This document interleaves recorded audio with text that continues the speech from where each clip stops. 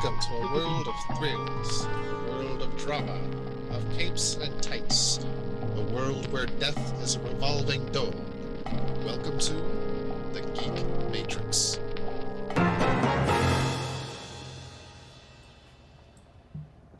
Does anybody else drum along to that like I do? I don't know if y'all see that. No, absolutely do. Welcome everybody to DC Comics. Wait, no, the Geek Matrix DC Comics Review Show. You know, they call it the DC Comics Geek Matrix Review Show, where fan favorite DC Comics writers and artists review our review show. Yeah, and it's never good. Quite daunting. That's my favorite episodes are the one where Tom Made up King of is Tom on. King, Joshua Williamson, and Brian Bendis coming together. Nah, not Bendis. He's no longer DC exclusive. Oh yeah, but I'm sure he might remember me. He might remember everybody.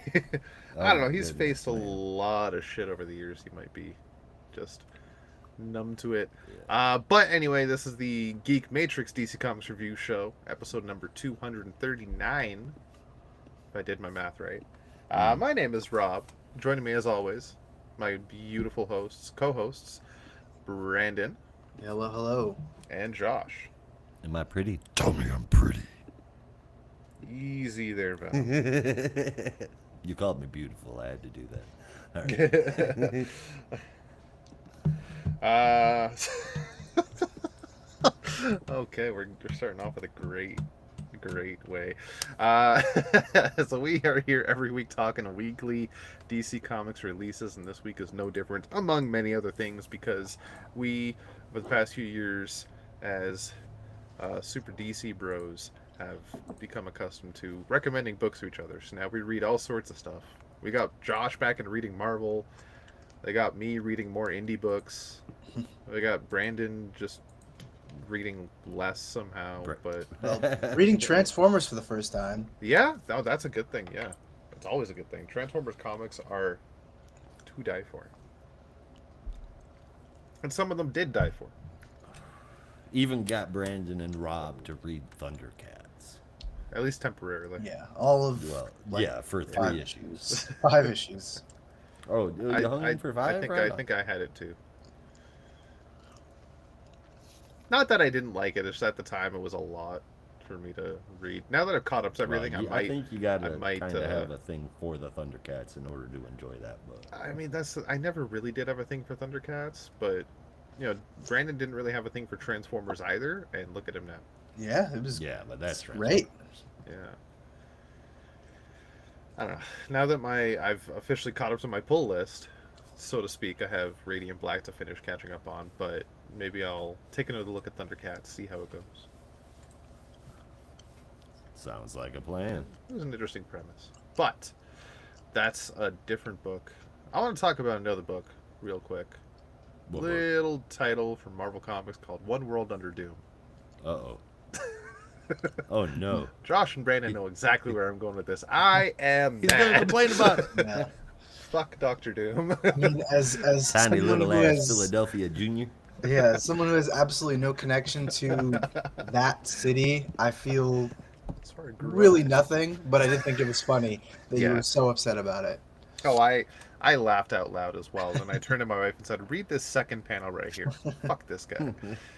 Minor Canadian municipal city. Ah, yes. This fucking guy proceeds to showcase the largest city in Canada by population, the capital of Ontario, the one of basically maybe the most famous city for Canada in the world. Minor Canadian city. Which is funny because I feel like I don't know what the population is in the fictional country of Latveria, but if I had to guess, considering it's one of those small Eastern European nations, Toronto's it's got it. probably it's probably smaller than the city, not like the province, because Toronto's in Ontario, right? Yeah. Like not even the whole province of Ontario, just the city of Toronto alone probably has more people than Latveria. Let me look up. Like, I'm pretty sure the population's hit over 1 million at this point. Mm. Of Toronto? Yeah. Population. That's a lot of people. Y'all must say I'm sorry a lot. Oh, population of Toronto in 2022 hit 3 over million. 3 million. Damn, I'm good. Oh my, yeah. We're more populated than most European countries. That's what I'm saying. Yeah, no, And it's Guam. minor Canadian city. What an asshole.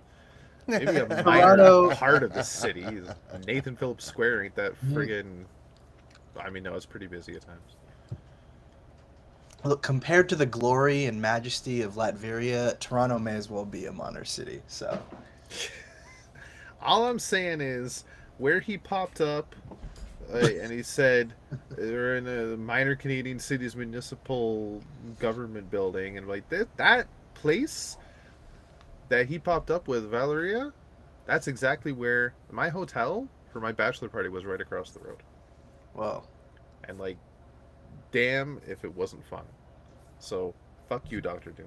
if only your bachelor party had taken place a year later, you might have seen Doctor Doom chilling outside the hotel. Yeah, I mean, my bachelor party was like 2 years ago. Oh my god, that's When right. the hell did I get married? Yeah, no, this is the year 3. Okay, yeah. Ugh. 2 years ago. Yeah. It's true what I'm they say. forgetting it's been 4 years since I've been doing this show. Right?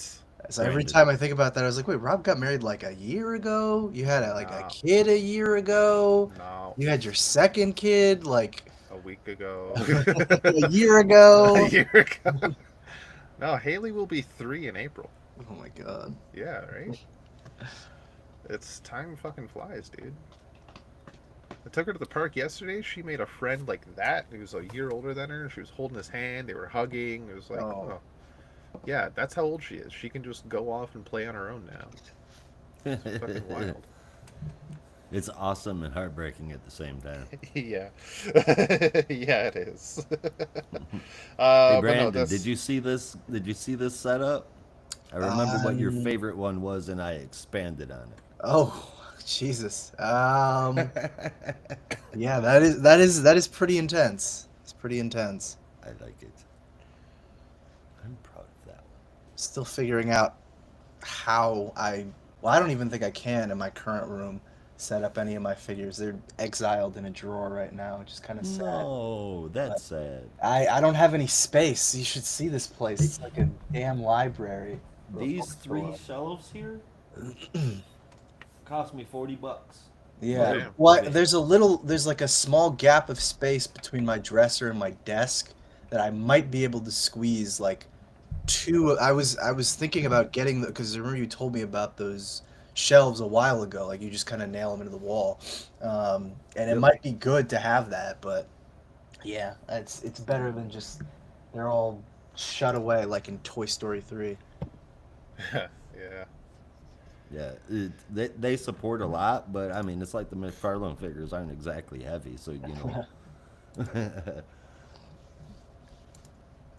Yes, you gotta let them out and let them breathe. That's what you guys told me about having them in a box, Brandon. So the same applies for. Well, I took them out of the box. They had a good run back in college, but unfortunately, times and now they have to be in exile.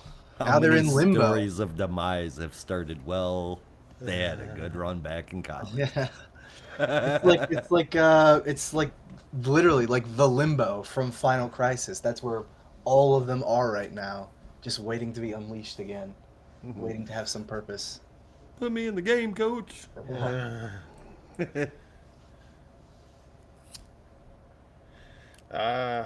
All right, so we do have a bit of news that's come out over the past week.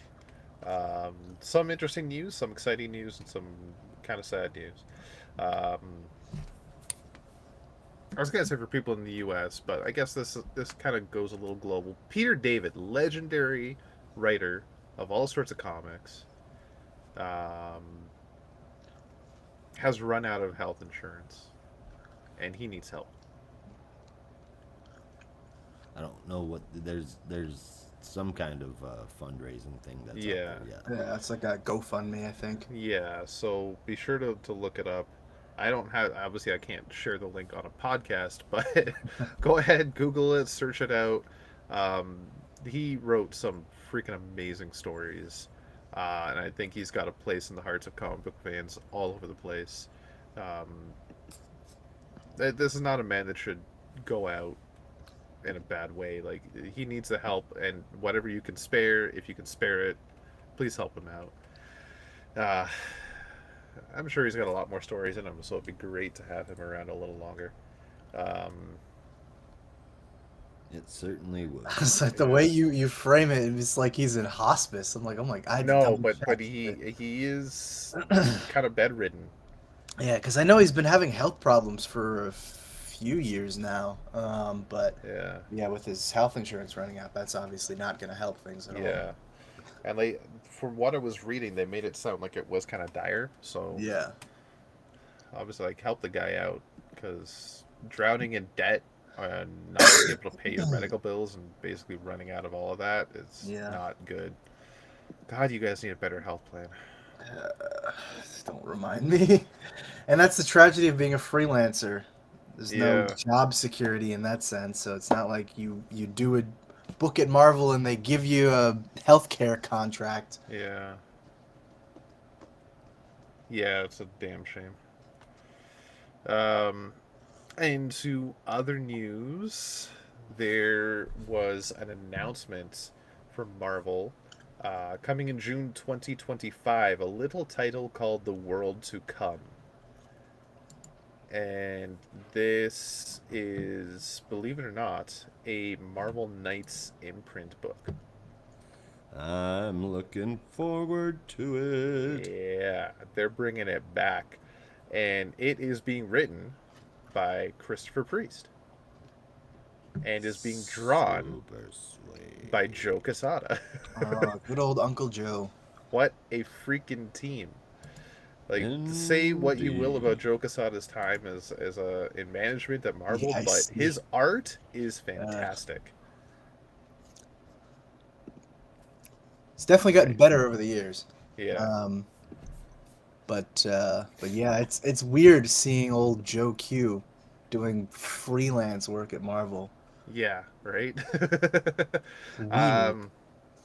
So this is a 6-issue series titled Marvel Knights: The World to Come, and what they've described is a story following Black Panther, where the King of Wakanda has died, leaving the world's most advanced technology, most precious metal, and a cryptic vault of dark secrets unguarded, while triggering global conflicts amongst Marvel's heroes, villains, and mutants. So it's kind of unclear if it's only going to be the first issue devoted to Wakanda, Black Panther, T'Challa, etc., or if the whole series is going to be just that, because the title doesn't really scream this is a Black Panther book. It screams this is a Marvel book. It's a Marvel Universe book. That's what I'm getting at. So, like, maybe the first issue is going to be Wakanda based, and then issue 2 is going to be about somebody else, and issue 3 about somebody else, etc., etc. But either way, the premise sounds amazing.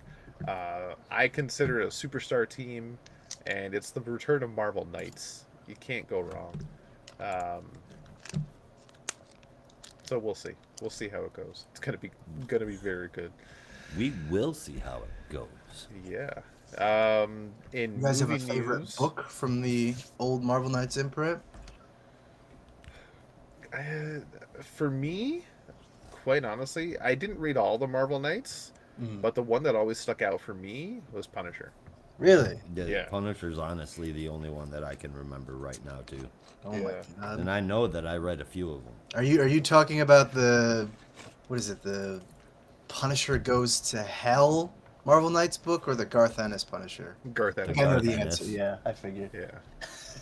No one talks about that one. Yeah. Even though the art is pretty. I mean, it's Bernie Wrightson. How can you beat that? But it's still. The Punisher where he goes up against New York Mafia. Like, Welcome back, Frank. That's Yeah. like the only arc of Punisher that I can actually say I really love. yeah. No, it was an interesting read. In movie news with DC, we have Luca Guadagnino. Guadagnino. God, thank you. Oh my God. Guadagnino. Guadagnino is making a Sergeant Rock movie for DC Studios. Is that confirmed or is that still speculation? Well, it was on Deadline, so okay. I think the actual movie is confirmed. Hmm. But the actor, and this is speculation, that is going to be playing Sergeant Rock is Colin Farrell. Which I don't know. This sounds like a load of ain't hooey. against that. I know it Yeah. doesn't sound great, but I'm also not against that casting. I was saying to Josh when I first posted it, like, there's only a handful of people I think that could play Sergeant. I mean, I was saying at the time, I can't really picture many people right now that could play Sergeant Rock. Maybe 20, 30 years ago, you'd have like David Hasselhoff or like Bruce Campbell could play Sergeant Rock like effortlessly, but. And Well, Josh, yeah. you came up with a couple of names that are like in the Like bits a currently. young Sergeant Rock, obviously no. Like an older Sergeant Rock, maybe. Yeah, Scott Eastwood. Scott Eastwood would kill it. Or what's his name? I guess it wouldn't really work because he's John Walker right now, but Kurt Russell's kid. Oh yeah, Yeah. I could see that too. You said John Walker. I'm like, are you talking about Jared Padalecki? But no, that's the wrong Walker. No. Close though. Yeah. Oh wait, no, I'm thinking of fuck. Why am I forgetting his name right now? I don't Yeah, know. You tell Can't me. remember. You're talking about Kurt Russell's kid, right? No. He. That's gonna kill me. Dean from Supernatural. Supernatural. Oh, yeah. Oh my God. Ah, Ah. Hold on. Jared Padalecki Padalecki or Dean or Jeez. Oh my God. Jensen Ackles. Jensen my Ackles, God. yeah. yes. I Jensen knew I was started just with a my J, brain but- could not get there. No, That- it just it was so that- stuck on Dean, yeah. it wasn't even Yeah. funny. Yeah. Jensen Ackles would be really good. Though I want Jensen Ackles to get a shot at playing Batman. I would like to see Jensen Ackles in something that isn't corny before I fan cast him in anything. Oh my God. Like what? I see I mean, like Few things that are literally not anything corny. that isn't Yeah. corny. It's been a few things. But like Definitely define not I a. mean, kind of like in The Boys, but it's not like he did a lot of acting in The Boys. You know what I mean? I was thinking just like voice acting. 'Cause Yeah. he was Jason Todd in Under the Red Hood, and that's, I mean, I could go up against any performance. Yeah. He did voice Yes. Batman, if I remember. Or was it Yeah, Batman? in, I think yeah, in in the most long recent Halloween movie, universes. which is unfortunate because he's really good in that, but the adaptation of not that great. fucking sucks. Well, that was part of the Tomorrowverse, Yeah. the animated movie connected universe, and I didn't really enjoy many movies from that I universe. really tried to like it. I just, ooh. He played Batman in the Crisis trilogy as well. David Voice back. Giuntoli. I I think don't. that's how you recognize the say name. his name. I don't recognize. Are you it. familiar with it? He's voiced Batman a few different times, and I really like him as the voice of Batman. Right on. I'm trying to find which ones it was. The Doom that came to Gotham, Soul of the Dragon. He did it a Oh, few okay. different times. Right on. But it's the guy that was. It's kind of funny considering his wife went on to play Lois Lane. But it's the guy that was the lead in that show Grimm. Oh, okay. Mm. Yeah, I can see that. Pretty good stuffs. Yeah, Pretty good stuffs. good stuff. Yeah. Well, we have that movie to look forward to. DC has previewed another crossover book, but it's a crossover book we've technically already had. It's a sequel to Justice League versus Godzilla versus Kong, and it will be titled Justice League versus Godzilla versus Kong 2. Because why No. not? Yeah. But coincidentally, in the same week, Marvel announces Godzilla versus Avengers, which is coming out in like the same month, June 2025. So, So I think not coincidentally, yeah, No, very probably intentionally. not coincidentally. yeah. Which I'm thinking, is this the start of the crossover? That's the one they teased. Godzilla brings it. It would take some kind of kaiju-sized effort. That's what I'm saying. Godzilla fighting the Avengers and the Justice League at the same time. Maybe Godzilla was the Green Hulk. Oh fuck. Maybe it's Godzilla and Avengers versus Justice League and Kong. Down. Yeah, right. Yep.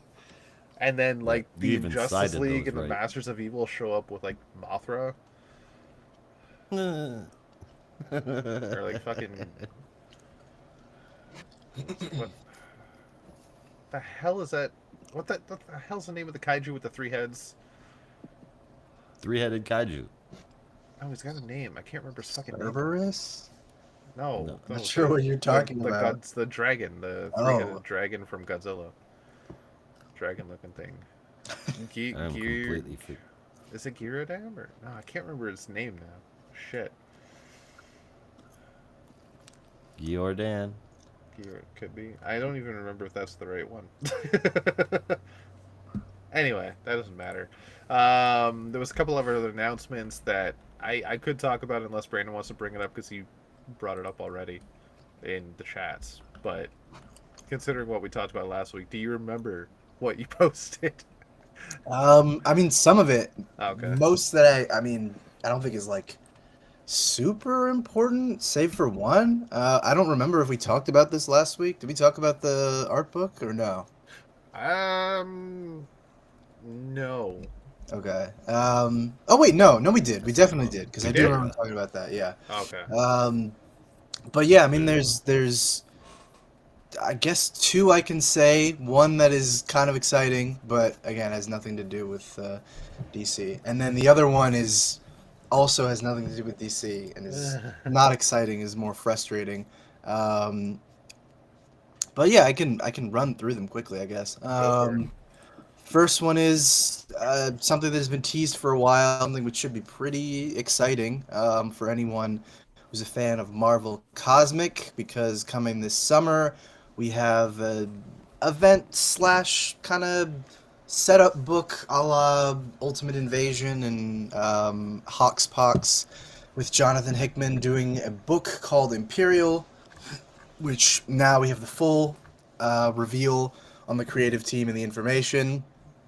Basically, going to be redefining and recategorizing the Marvel Cosmic Universe, and he's working with Iban Coelho and Federico Vincentini as artists, and will be a 4-issue series starting in June. It's going to look to shake things up pretty majorly. So, people who are excited about Marvel Cosmic, or at least interested in what's going on, should definitely check that out. There's some Hulk connections being teased. Don't know what that's about, but definitely be interested to see where that goes. Rob and I were kind of speculating on what that might be. And the other one is classic Marvel shit. You all know it. You all love it. It's the best thing the House of Ideas ever does. So much. Absolutely. You guys Relaunching the actually, Yeah. you're going to be really shocked by this. You're going to be very shocked because coming in July, Fantastic Four by Ryan North. Wait, I'm already reading that book. What do you mean? Oh, I'm sorry. I just assumed that you couldn't read this book without a #1 being on the shelves at the same time as the movie that's coming out in July. Did you know there's a movie coming out in July? Well, if you didn't, now you do, and also you should buy the book that you've already been reading, except you have to pay an extra $1 for it, because it's a #1 issue, which means they can charge it for a quote-unquote oversized edition, which just means like 8 extra pages. Yeah. It's like, Ryan, man, we love what you're doing. We love what you're doing, man. Ryan, we love what you're doing. But what if we just have you start all over? Oh my God. Is it going to be like just a movie tie-in tag. No, it is a continuation of the run, just with the new number one. Is that confusing? Yes, but fuck you. We love money. We love money. There's a song there Right. somewhere. Money. Yeah, Pink Floyd did it. No, Uh, sorry. I know myself and a lot of other Fantastic Four fans, when they read the headline Fantastic Four #1 to come in July, our first thought is, what happened to Ryan North? Is he okay? What? mm, And then you find out he's still writing. Okay, all right, I don't fucking care now. Just you keep can him you on can the book. breathe for Yes. the fact that the creative team is not changing, but at the same time you're like, but but why though? Why? Yeah, now that But you why? can get past the stress of maybe the book's going to shit again, um, you I can mean, just say why. okay, you guys know I can't stand renumbering shit with a number one. Yeah. Unless it's a line wide wipe and everything's starting over, I think that shit is just silly. Yeah. But I guess if I'm in a world where that's never going to go away, I can understand that it happens when there's a new creative team brought onto the project. Yes. That is not happening here. No, it's happening solely because they want synergy with the movie. They think, okay, there's a Fantastic Four movie coming out. It's the first one in a decade. It's gonna be the first one in the first good one in 2 decades, and it's made by us, and people are excited. So let's put a #1 on the shelves, because when people go to the shops after seeing the movie, I need they'll to see see #1 and be like, Fantastic Four maybe number I one. should read this. They'll be like, I know that. I know what a Fantastic Four is, even Yeah. though pretty sure they've definitively proven by now that people who see these movies generally are not coming into the store looking for I want Fantastic Four #1. I don't know why I made Yeah. them sound like They're a ordering shit Cro-Magnon. off of Amazon. And Yeah, well, eBay. not even just that, but like the number of people. I mean, first of all, most people coming into comic shops kind of have an idea of what they want. So this whole like, Yeah. the dude's gonna come from the movie theaters, having seen Fantastic Four, and is gonna be like, I need it in my hands. Is a Yeah. fantasy that never happens. Never I've happens. been going to comic shops for Speculating. almost 10 years consistently, actually longer than that. And I know you guys have been going longer, and that almost rarely, ever happens. And even the people that do come in with a sort of like vague inclination of, I want to read the stuff from the movies, usually will say, do you have any Fantastic Four stuff? Not, I need issue #1 or else I can't read it. Nope. That shit is Exactly. just for the people who are investing in the hopes of reselling. Yeah. Yeah. And there's also the idea of a lot of Slow people, down. if there are any people that will go see a movie and then go to the shop right after and look for Fantastic Four, they're not going to look for floppies. They're going to go for the trades Exactly. because they Yep. want a thicker book to read. Because now it's like, okay, I'll pay my $17 for a Marvel trade, but I have a bunch of content that I can sink my teeth into. Exactly. So So you're push telling me it is whatever about happened to size? Fantastic Four. Push Volume 2. Push Volume Yes. 3. Don't just start with #1. It makes no fucking sense. And I will give DC its credit where it's Size due, because does obviously they're no stranger to trying to do movie tie-ins and stuff when they have Yeah. something coming out. But walk into any comic store in a relatively populated area, you will see the like Summer of Superman pop up, and it's not a bunch of #1s. It's literally exactly what Rob said. It's a bunch of trades of iconic Superman stories Yeah. on fucking pop up, and all you have to do is just grab them and say, "Okay, Superman Brainiac, that looks cool. I'll check Yeah. it out." And then you read it and it blows your mind. Yeah. Or like what they have with they have some new titles coming out, but with the ongoing titles, they're just pushing them hard. They're marketing the shit out of them. That's Yeah. all you need to do. Right? You don't need to relaunch the fucking thing. Yeah. Anyway, I had to get that So out dumb. of my system. So But it's nothing new from the House of Ideas. Yeah, House of 'cause they Stale Ideas. ran out of ideas 20 years ago. Yeah. That's not fair, because I was even saying to somebody, I want to say it was Josh the other day, like, I feel like Marvel's year is this year for like just comics, because there's a lot of Yep. cool stuff happening. Fantastic Four is amazing. for people that are enjoying the X books that are amazing. Iron Man's really fucking good. Hulk has been good. They have 2 upcoming events that look stellar. They have the Ultimate stuff happening, which is amazing.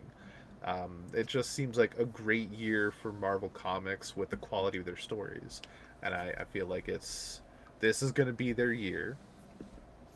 Um, I just hope that It Green Lantern could doesn't be. fuck It things could up. be. I just hope there aren't more Yeah. shenanigans, to be Yeah. completely honest. I think their biggest strength right now is definitely the Ultimate books, because that seems to be Same where thing with most DC. I think that their attention. biggest strength are the absolute books right Yeah, and Yeah. I mean, well, I wish I could find the article the other day, but it was kind of comparing the state of DC versus the state of Marvel, and I think ultimately the result that they came up with is anyone who knows the market knows that Marvel has categorically sold better than DC. It's just been that way since the '60s, because they just have more recognizable IPs, which Yeah. we'll debate. I know some of us don't like it, and it is the DC show, but like, let's keep it real. They do tend to have the more successful IPs, particularly with Spider-Man and X-Men. But putting that aside, I'll say it like this: my 2-year-old daughter, who I pushed Green Lantern on since she was born, looks at a picture of Spider-Man, goes, "It's Spider-Man," yep, and then looks at my tattoo and said, "What's that?" now. Yeah. yep. And I say, "You know what Yeah. that is? It's Green Lantern." It's Green Lantern? What's Yeah. that? Where's Spider-Man? Like, oh, Is that a my toy? own child.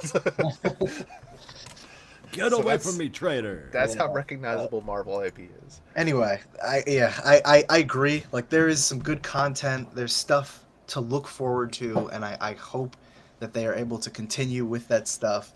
But also, I have learned that Marvel loves their shenanigans. They love their gimmicks, and they love their Yeah. marketing ploys because they love money.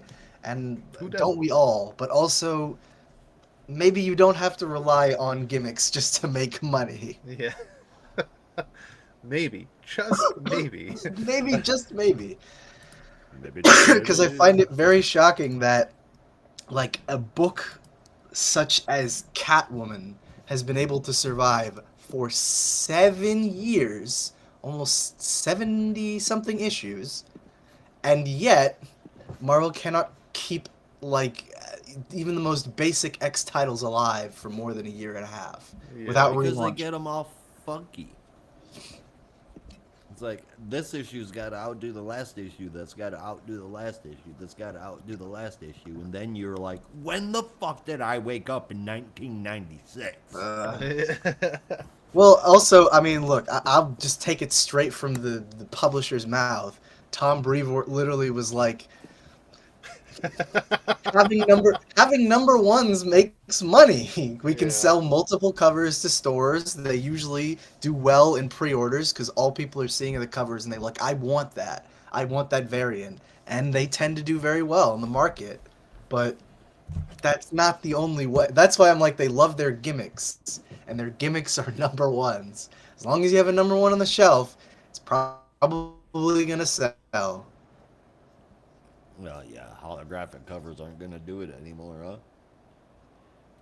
Nope. No, it's the specialty covers, specialty variant covers that, you can have those pre-ordered in bulk at stores, and people want them and they will pay for them. And the higher the pre-order sales, the more successful it looks to Marvel. So, I will say Tom Brevoort might not be the best vocal authority on comic book ideas, because this is the same guy that a week ago compared Ultimate Spider-Man and Absolute Batman to see what the comparisons could be and why they're so successful compared to the mainstay books, and commented on the return of Martha being akin to the return of Mary Jane and Peter being married, mhm. which no. He Not even close. he said obviously Ultimate Spider-Man, why it's so popular is because Peter and Mary Jane are together again and they have kids and they're a happy family, and well, that must mean that the reason Absolute Batman is so good is because Batman has his mom back. Like, obviously Well, I'm like first of all, like what's yeah. the term? I'm not exact quotes, but like that's basically what he was saying. I mean, Peter being married is definitely a selling point of the book, but yeah, A we, big we one. both we both know that's not why the book is selling. The book is Yeah. selling because it has a big ass Jonathan Hickman name on the cover, and Yeah. people say that or see that, and they're like, "Yes, of course I'm gonna buy it because it's Jonathan Hickman doing Spider-Man. Why Yeah. wouldn't I buy that?" It's the same thing with Absolute Batman. Both of them are very good books, but like if it was written by me, it would probably sell 50K units. It's because But it just it's helps not that the book is written by just Scott Snyder. Yeah. it's not just Mary Jane and the kids. It's also seeing Peter, seeing an origin story for Peter Parker that isn't him coming up 100 different ways the exact same way as a Yeah. kid. This is him becoming Spider-Man when he's like He's 30 like, something, yeah, he's like and 36 years old. yeah, Yeah. and you know he's not just doing it later, but he's having to approach it in a whole different way with a whole different set of circumstances. It's dope as fuck, man. I love Ultimate Spider-Man. Yep. But yeah, no, unfortunately, that's not enough to sell it alone because does anyone remember a book called Amazing Spider Man Renew Your Vows? I Yeah. do. Yeah. I remember them pushing that one very hard. Like, well, you guys will complain that Peter isn't married. Well, here you go. Here's a book where they're together. And Dan Slott wrote the miniseries, and everyone loved it.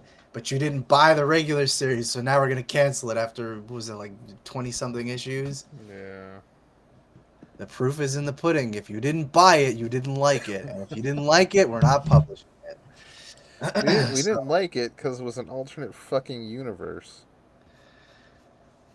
yeah, I don't know. I think people also just it was a weird time for Marvel as well. Like it's in a Yeah. much better state to take a chance on a book like Ultimate Spider-Man as opposed to that whole all new, all different era where there was such Yeah. a huge shakeup at the time that people are like, well, if I'm going to choose between this and fucking what was Worldwide, that storyline, I would prefer reading Renew Your Vows, but I'm just gonna keep reading Worldwide because I don't know, because it's the Spider-Man that I know. Yeah. Like it's one thing to have that side story. Like they had Spider Girl from the future alternate universe as a series for a long time, and like that's cool. And then you could have that other universe where Peter has a daughter who's also a Spider Girl and doing that stuff, and they're like a father daughter team. Like that's cool. But the whole selling Why point is there not a penny book? being Peter and Mary Jane being married again, and like that's the reason you have this book. That's just like there's no investment there. Like this is not the Peter and Mary Jane. Like I'd love to see Peter and Mary Jane together, but why am I invested in this book when it's not even the main continuity? Yeah, Ladies and it gentlemen, needs up something next, else. Real Housewives of Across the Spider-Verse. Yeah, really. And that was a book that, quote unquote, spun out of Secret Wars. Yes. So that was on Battle World. Yep. That first Renew Your Vows miniseries. Yeah. They thought Mm-hmm. this is our opportunity to tell all these stories about all these alternate universes. Here's one where we didn't fuck up Spider-Man. Oh, Ain't that okay. cool? Yeah. All right, before we get into another Spider-Man tangent, let's talk about another bit of news. Did you have like did you only say two you had, Brandon? Yeah, it was just Imperial and the Fantastic Okay. Four thing. Well, we have Mark Waid has announced another dream Oh project shit! of I his. totally forgot about Yeah, this. no, I got you. He has announced the About new damn time. history of the DC universe. Oh man, this book is Um, like 5 years overdue. I remember talking about this like after death metal ended. And I was like, please Yeah, just give us a fucking new updated version of the post-crisis timeline so I can understand. exactly. And I know this one's Uh, probably not going to make any sense either, but I can hope. Please, I can hope. if anybody could at least attempt to make it make sense, it's it's Mark Waid. Marcus Hoytis. Mark History. That was what I was gonna say. Mark knows his history, Wade. Because this guy, like, he's I mean, does he? fucking Green 'Cause Lantern, clearly he Flash, didn't Brave, know and the about Bold alone. He didn't know about oh god, why am I forgetting his name? Airwave. Harold Jordan. Yep. Harold Jordan Jr. Harold Jordan. Airway. I mean, I don't know. Yeah. That that's a spotty thing, but that's like he's done so many other titles based on history and Nah, tied I it know all what you together mean. and made it make Just a nice sense and movie. like Mhm. yeah. I know about Airwave. Yeah. That still bugs me a little bit. But no, this is going to be it's a 4-issue series through the eyes of Barry Allen as he races his way through DC history. It's written by Mark Waid with a rotating group of artists, starting with none other than Jerry Ordway and Todd Knock. Nice throwback. Yeah. Yeah, Love Jerry Ordway. That is hell awesome. yeah, yeah, it's gonna be so Like the good. closest thing we'll have to the late George Perez, who did the Yep. original. And the first cover is by Chris Samney, which looks dope. Oh man, But it's there got are some. a Okay, host of I know I was other just shitting on variant covers variants.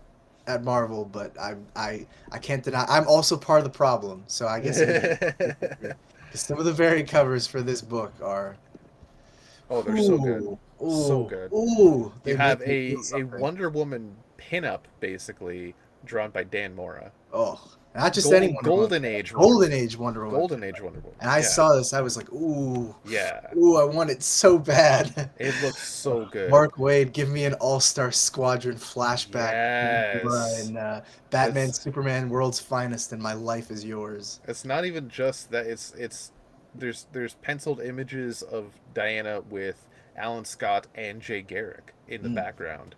It's just it's so nice. So cool. And I don't Yeah. know who drew this cover, but Who's it's a You put it cover. on It's the got like screen? uh like a splash page of like all the Golden Age characters, Mm. every single Golden Age character, I'd down to have to like the look at ones that are pre Detective 27. it. See if I can Yeah, if you share can- my screen. Put it on screen. That would be excellent.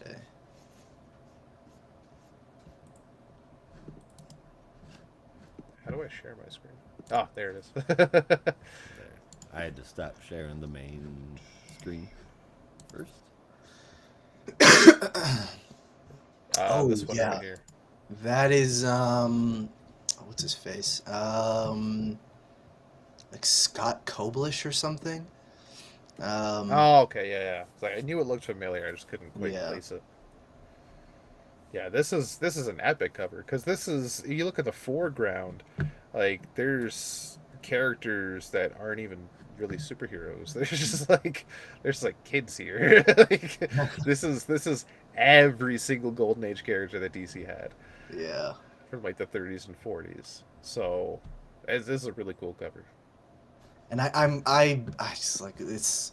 You ever want a book so bad you wish you had it in your hands right now? Because more than anything, I really want to know where the start of this is going to be. Like, are we doing the exact homage to the original history? We're going to start at the beginning of like the universe as we know it, or is it going Well, to just go all the way back to the based on earliest the existence of any character in DC history, which I think would be like Anthro. yeah. I don't know about Anthro because I was gonna say like based on the cover for issue 1, which is this one right here, Hmm. it's probably gonna start with like Golden Age. Okay, It's because gonna start like 30s, 40s yeah. because you have like All Star Squadron, Justice Society characters here. Well, Amazing I'm wondering Man, that too because Zatanna or Zatara, mm, just as Zatara. yeah, I'm wondering that too Yeah. because you do also have, if you're looking at the Ryan Soot cover, you do see in the background like Jonah Hex and Tomahawk, and like other characters that would precede that 1940s golden age era. So it's safe to Yeah. assume that some of them will at least be referenced in the history, if not explicitly gone into detail about. Like, yeah, you can see if you look at this the one here. the one to the left of Sergeant Rock, that's Jonah Hex, That's obviously, Jonah Hex, and then yeah. to the left of him, I think that's Unknown Soldier, and below Unknown Soldier is Tomahawk. Or is that Tomahawk? Or This is one right that here. Looks like Tomahawk. yeah, in the sort of frontiersman outfit. Yeah. it looks. Is I that mean, that's what I'm saying. Tomahawk It or looks is like that? Well, Tomahawk. it could also be who's the other character I'm thinking of? Not maybe it is Rip Hunter. I don't know because I do remember him having that like. Oh yeah, the at one kid that point. was on the Rip Hunters team had Yeah. Well, I mean, yeah. the Also, coonskin hat. uh, also, yeah, Corky also, but like, yeah, yeah, could be. I don't know. I gotta just check. I'm pretty sure that's Tomahawk though. Tomahawk and his sidekick, whose name I don't remember. Anyway, yeah, pretty Yeah, cool stuff. yeah, it's a cool cover. Yeah. This one I really like too. Oh yeah. Yeah, Yeah, I don't know if that one like if we're gonna get two separate covers, one that's just the poster that you see in the background that says New oh yeah, History, and then also this cover too. right. I hope we Uh, get both. Yeah, I that'd know be it's you're cool. gonna, yeah. because there's gonna be 2 volumes. How much you want of that? There's the Dan Mora cover, Mm, Oh, damn. so good. yeah. So good. And we have this gorgeous looking thing right here. Michael Oh, Cho one wow. also looking great. Yeah. So, That looks so so much like New Frontier. It's crazy. right. Michael So, Cho's like the second coming of Darwin Cook. I was saying like this looks like Darwin Cook, but that's impossible. Yeah. Because Unless he he's came back unfortunately from the been passed grave. away for many Yeah. years now. Yeah. Yeah. Yeah. Yeah. Yeah. But So there was that, and there was one other thing um, that popped up on my feed about a half an hour before showtime. It's a rumor on Bleeding Cool, so take it with a grain of salt. Um, but apparently, it's just on a list of people that could be doing it. Uh, it's been known over the past few months that Diamond Comics Distributors has filed for bankruptcy. There's a list of potential buyers, but on that list is one Mr. Todd McFarlane. What? pretty crazy. Yeah, which is insane. But that's what I was seeing. I came across, I think, on the McFarlane figure subreddit because what they were talking about there is if he does succeed in buying it, he would inherit the contract for some Marvel figures, so you can start producing like 7-inch Marvel figures or something like that. That seems like a strong play. Because Yeah. I was thinking, I was like, what? He's a partner at Image. What advantage would he have of buying his own distributor? Because they're already partnered with Lunar, I think it is. So it's not really like they're gonna, do in-house distributing because that Yeah. doesn't work. No, it's probably just to inherit any potential contracts. Making those Marvel figures, baby, Yeah. and I'm not gonna complain. No. Oh man. Yeah, so that's all the news that's fit to be on your screen that we found so far. Yeah. Yeah. Man, I can't believe I almost forgot about the new history of the DC Universe. Yeah, it's an been a exciting day. time. Exciting, I know. exciting stuff. I know I'm looking forward to it. Oh man, I know. I really could talk about that book for a while, but Yeah. obviously we got stuff to do. But I am Yeah. curious how they're gonna handle the whole New 52 problem. Yeah, I mean, if what happened in, and now I'm forgetting which title it happened in, I want to say it was Death Metal, Mm, if not Dark Crisis, but like the New 52 universe just got folded in, and the histories that happened there just all part of the same fucking continuity, and then the yeah, New 52 universe exists in a separate universe.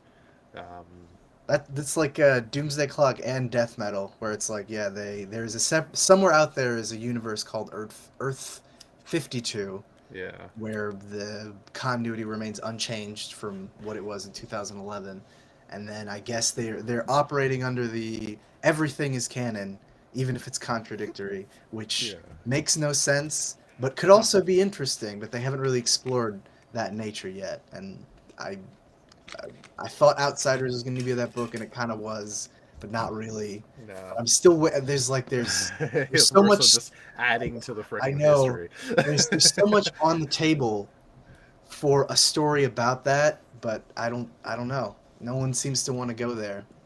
Yeah.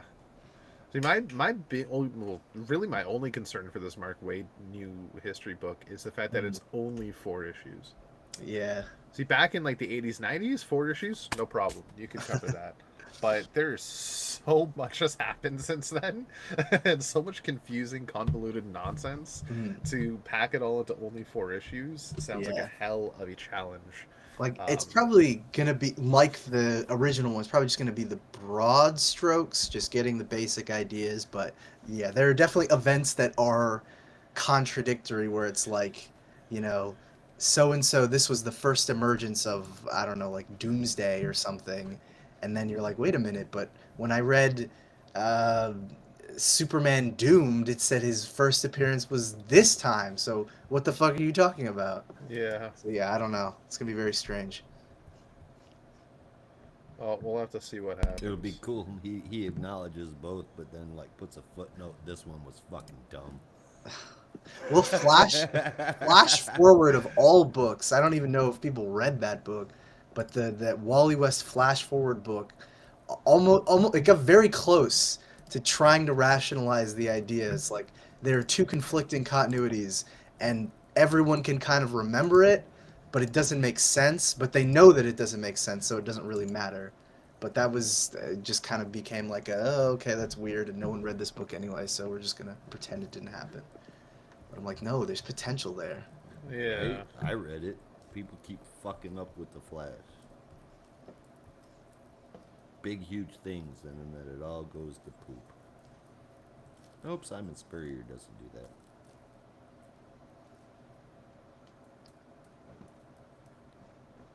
Well, crickets. Okay. I also spaced out for a second, sorry. This is reading about Tomahawk. Yeah. All right. So with that, I say we should get into the books. I agree. All right. Oh, you do you? Have quite a few books, but split into honorable mentions. And our honorable mentions this week include Catwoman number 74, Batman Superman World's Finest number 37, Zatanna number 2, Batman and Robin Year 1 number 6, the long-awaited return of Superman: The Last Days of Lex Luthor number 2 has been like what, a fucking year. Almost, yeah. And DC X Sonic the Hedgehog number 1, which is the new DC crossover book with who has the Sonic license? IDW? I think, yeah. Pretty sure, yeah. Yeah. So it'll be crossover with what I believe is IDW to publish a DC Comics Sonic the Hedgehog crossover book. And there is merch coming down the line with a core cast of Sonic characters dressed as various DC Comics characters. Sonic is, of course, the Flash, because why not? Knuckles is going to be Superman. Shadow is going to be Batman. Amy is going to be Wonder Woman. Tails is going to be Cyborg. And Silver the Hedgehog is going to be Green Lantern. I feel like Really there's cool a stuff. case somewhere for Big the Cat to be Aquaman, but I just haven't found it yet. I'm for the case that Big the Cat should not exist.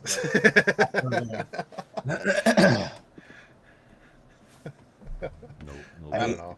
I also just hate Sonic Adventure 2, but that's Do just you? a personal thing. Oh, that's like a fan favorite game. No, What the hell? that game blows. But What?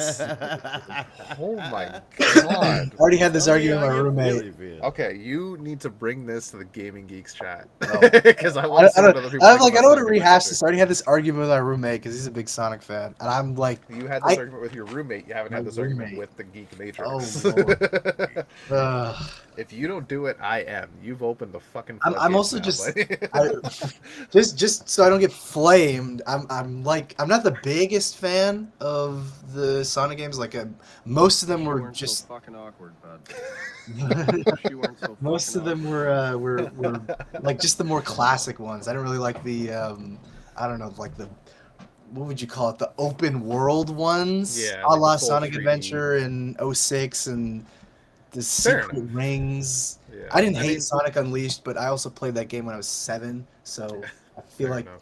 nostalgia plays a factor. Yeah. I mean, that's fair if you like the old side-scrolling Sonic games. I Yeah. get that, but to say Sonic Adventure 2 is just garbage, It is blows. I'm sorry, it blows. Also, the mechanics. City Escape alone, running around at the speed of sound. I mean, yes, we all love the memes. We all love the jokes about the soundtrack. I can enjoy some It's not classic even a Sonic meme. butt rock. That soundtrack is dope as fuck. Oh no! Oh Running no! around at the speed of I love that song. Okay, now I'm actually concerned because I like that song because I think it's a joke.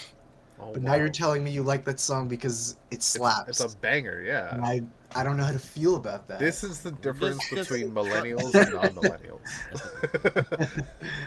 This is the difference. We like the weird shit. Is Wait, it? Brandon, Yeah, are I you can considered tell millennial that or inside you of consider our what music. Gen No, Z? I'm too young for that. Yeah. Brandon firmly found rooted out in of our the- music league. Yeah, I'm firmly rooted in the Gen Z range. Yeah. We're doing that whole Which thing. famously has weirder comedy tastes, but I guess so. I don't know. It's a weird thing. yeah. I don't know.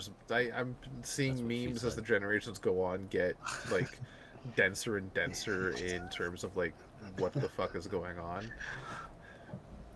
Dude, there's shit I barely understand, and Yeah. I'm like we went from fairly young. Minions to advice animals to Skibbity Toilet. And I don't know how. I still don't know what that means. No one has explained it It's to Get me. so it? stupid. It's just a really stupid video of a toilet and the guy's head coming out of it, and now they're Is that selling it? toys of it. It's Yes. not. It's not even just any guy. It's a guy from freaking like Half-Life 2. I'm glad you at least explained where the phenomenon comes from this time, because most people I ask, they're like, "Oh, it's just a, what is it? A random thing. It just doesn't make sense." I was like, "That's not an explanation. You're probably just made in you're just Gary's defining mod. it." It's probably just somebody fucking around on Gary's mod and made some stupid shit, and it just blew up out of nowhere. Yep. Now they're selling toys of it at Walmart. Not even just that. There's a fucking movie happening. Oh Lord. Are you fucking kidding me? I kid you not. Skibbity. I don't know. I don't. I can't Get believe it. my kids are so annoyed by the existence of Skibbity Toilet. Good. And keep in mind that over the past month, my 9-year-old, excuse me, has adopted speaking Gen Alpha. So, mean- but he even he hates Skibbity Toilet, and I can't believe they haven't told me about this. They probably don't know. But what's okay? Like, what's speaking Gen Alpha? Like, what's I don't even know what that means. yeah? What's some vocabulary he uses? Vernacular. Sigma, vernacular. yacht, Vernaculary. Riz. Oh, okay, yeah, Yeah. okay. I know Oh. what you're talking about. He can speak full sentences in that. Yeah. and it's The one thing that kind It's of blows my hard to- mind about some of it is I wouldn't even consider Gyat and Riz to be Gen Alpha. That's the thing. Like the kids have adopted it, Mm. but like it was Gen Z millennials that started using those. I Yeah. was Well, I always feel like it like so like- many things, it became condensed. Because I Yeah. remember hearing like "god damn" yeah in reference to something inappropriate, but Yeah. now it's like everything is abbreviated. So I'm like, what the, what I don't even know what you're trying. I think I know what you're trying to say, but like not Yeah. really. I mean, yeah, there's Gatdam, but that also grew out of, and I could be mistaken which came first, but I'm pretty sure that came out of people. yacht damn has saying- been around since the 90s. Yeah, that's what I Yeah. mean. It's a millennial term, but I'm pretty sure that grew out Yacht of the meaning ass. ass. isn't- Yeah, Yeah, like yeah. That's a badonka donk. Like that makes Oh my god. that makes Cisco and Sir Mix-a-Lot faint. Like that's what a gat is. now. Don't Now. worry. Before. Rob, don't Change worry. the I'm sure words. next year people will be saying Change the badonka. words. Badonka. Donka donk. You got a honk and That's Not a the, donk. not the full. No, mind you, not the full badonka dog, No, which is just badonk. funny. Just badonk. I'm a badonk that donk. Yeah, What? Yeah. Why not just donk? Yeah. or just donk. Yeah, Donk. Yeah. honestly, That's a donk. it probably would be something like All right, that. oh my God! I need the creative team from Sex Criminals to get back together and write a detective story about a guy and a girl, and their names are Donk and Dong. Josh, you're canceled. Well, Matt Fraction is writing Batman, and it is I mean- possible that he could bring Chip Zdarsky in as a guest artist, and that's the team of sex criminals right there, and they could do a whole gag issue. So you never know. Like, That's I not love gonna that work. idea, All right, but all I right. just So there's let's something get Nacho- hilarious Let's about. get Nacho and Team Seeley. Tim Seeley. We'll get There them you go. together. Yeah. There's something hilarious about the previous writer of Batman coming back and being the artist. But it's cool though. It's very Yeah. cool, and I feel like Chip would be so for it. It is shocking that for the entirety of that run, he never drew a single issue. I mean, he thought it would be too self-indulgent. I don't know. Yeah. I mean, it's a lot of 'Cause story he- to keep track of. Yeah, Yeah. well, he come did. up He with. did draw a story for his spectacular, like the final issue of his spectacular Spider-Man run. I think he wrote and drew the entire thing, Oh, yeah. and not for Daredevil, but I think he did a backup in the first issue. I can't remember, but yeah, he didn't draw anything. What a loser! So it's surprising. Jorge Jimenez has some dirt on him. Listen, we're gonna work together, but I'm drawing the fucking I'm book, drawing okay? this. Yeah, If not, I'm big I dog. release the Well, he files. said, look, I'll be your artist, and I will let you draw anything you want. If you race me.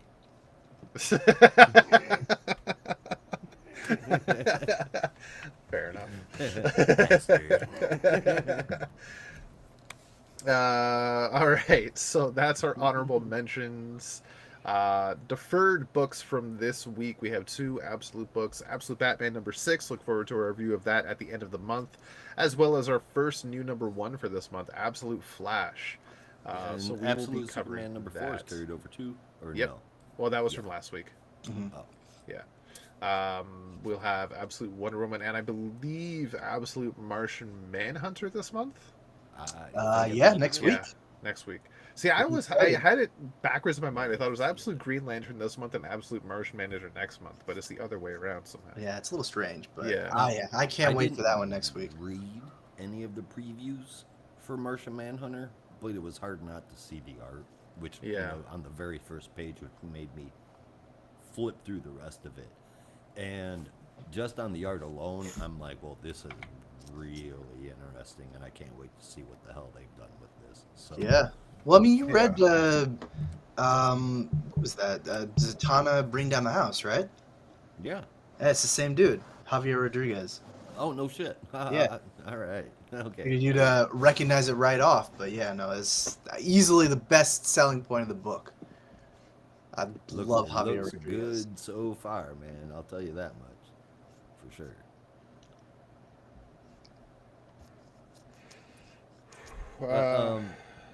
What was that one thing that I came on here in the whole 9 Getting yards, and I wanted to featured. talk about something. This week's comics. Okay, that was your Okay. That was my segue. I was gonna jump right into it. I thought you had like actual fucking news. Nope. Okay, Nope, not at so I like it. All right, so our first book this week is a book that I, by the end of it, was very Whoa. excited for. What the Holy hell happened? shit. This Challengers of the Unknown #4, titled Red and Green, very fitting, as you'll find out when I get to the book. This is written by Christopher Cantwell with art from Sean Izkazi, Amanke Noel Pan, and colors from Romulo Fajardo Jr. with letters from Hassan Asmani El How, and the cover from Izkazi and Fajardo Jr. Very simple cover, and honestly, I'd take a print of that It's a pretty dope cover. Yeah. All right, Oh, so yeah, this totally virgin, no title, no nothing. Absolutely, that's a Yeah. really badass picture. is a really badass picture. Yeah. All right, so based on the cover, you could tell that this issue of Challengers focuses on Red of the core Challengers team, as well as Hal Jordan.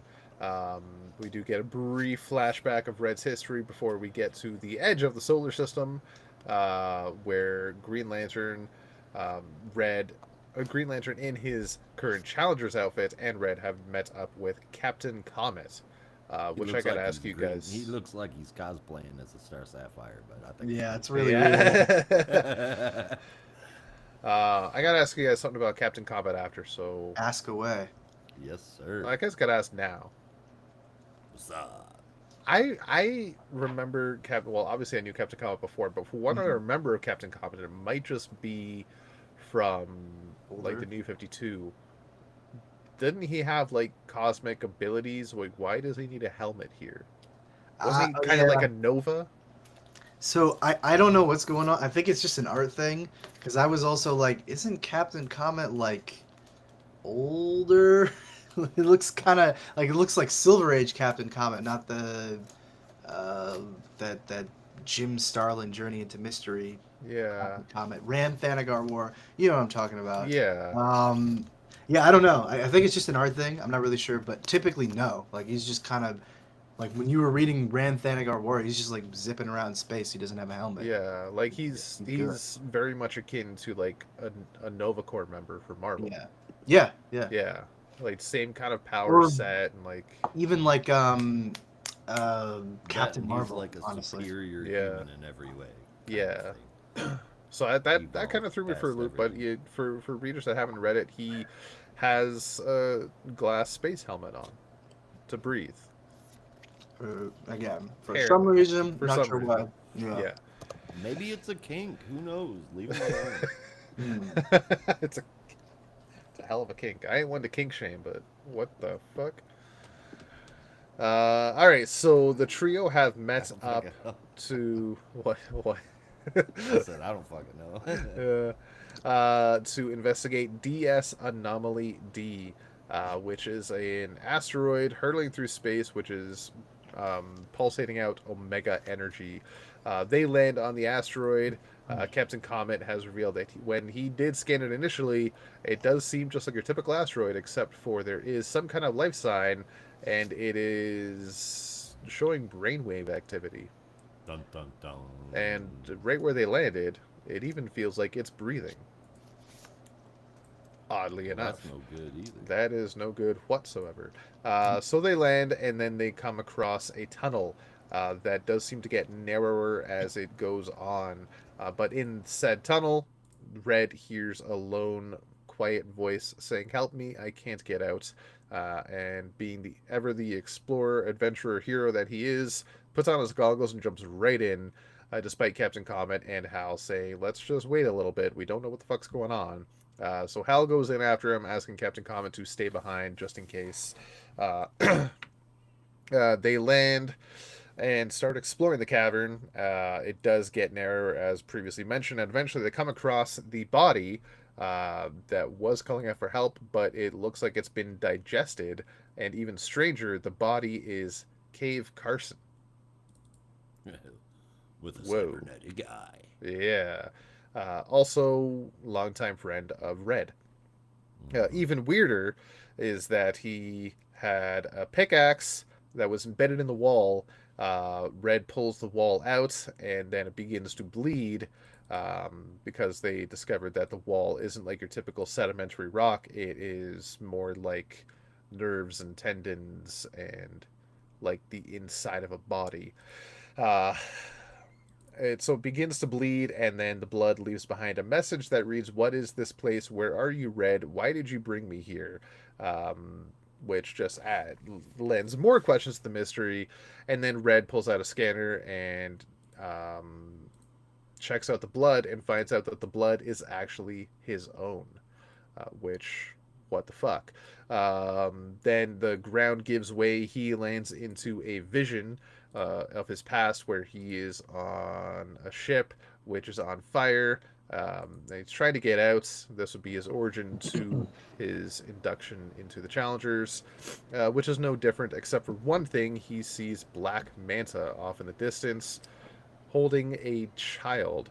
He screams out for help, but then the flames overtake him, and then we see Hal flying out of the asteroid with Red at high speeds.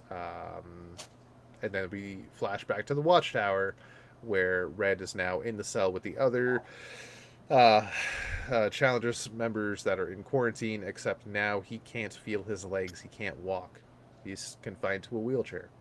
Again, inexplicably, because Prof and Dr. Midnight have both checked him out, and he's totally healthy. There's absolutely no reason he shouldn't be able to walk, except he just can't. Meanwhile, Batman, Superman, Wonder Woman, Hal, Mr. Terrific, and the Atoms are having a little meeting as to what the fuck is going on.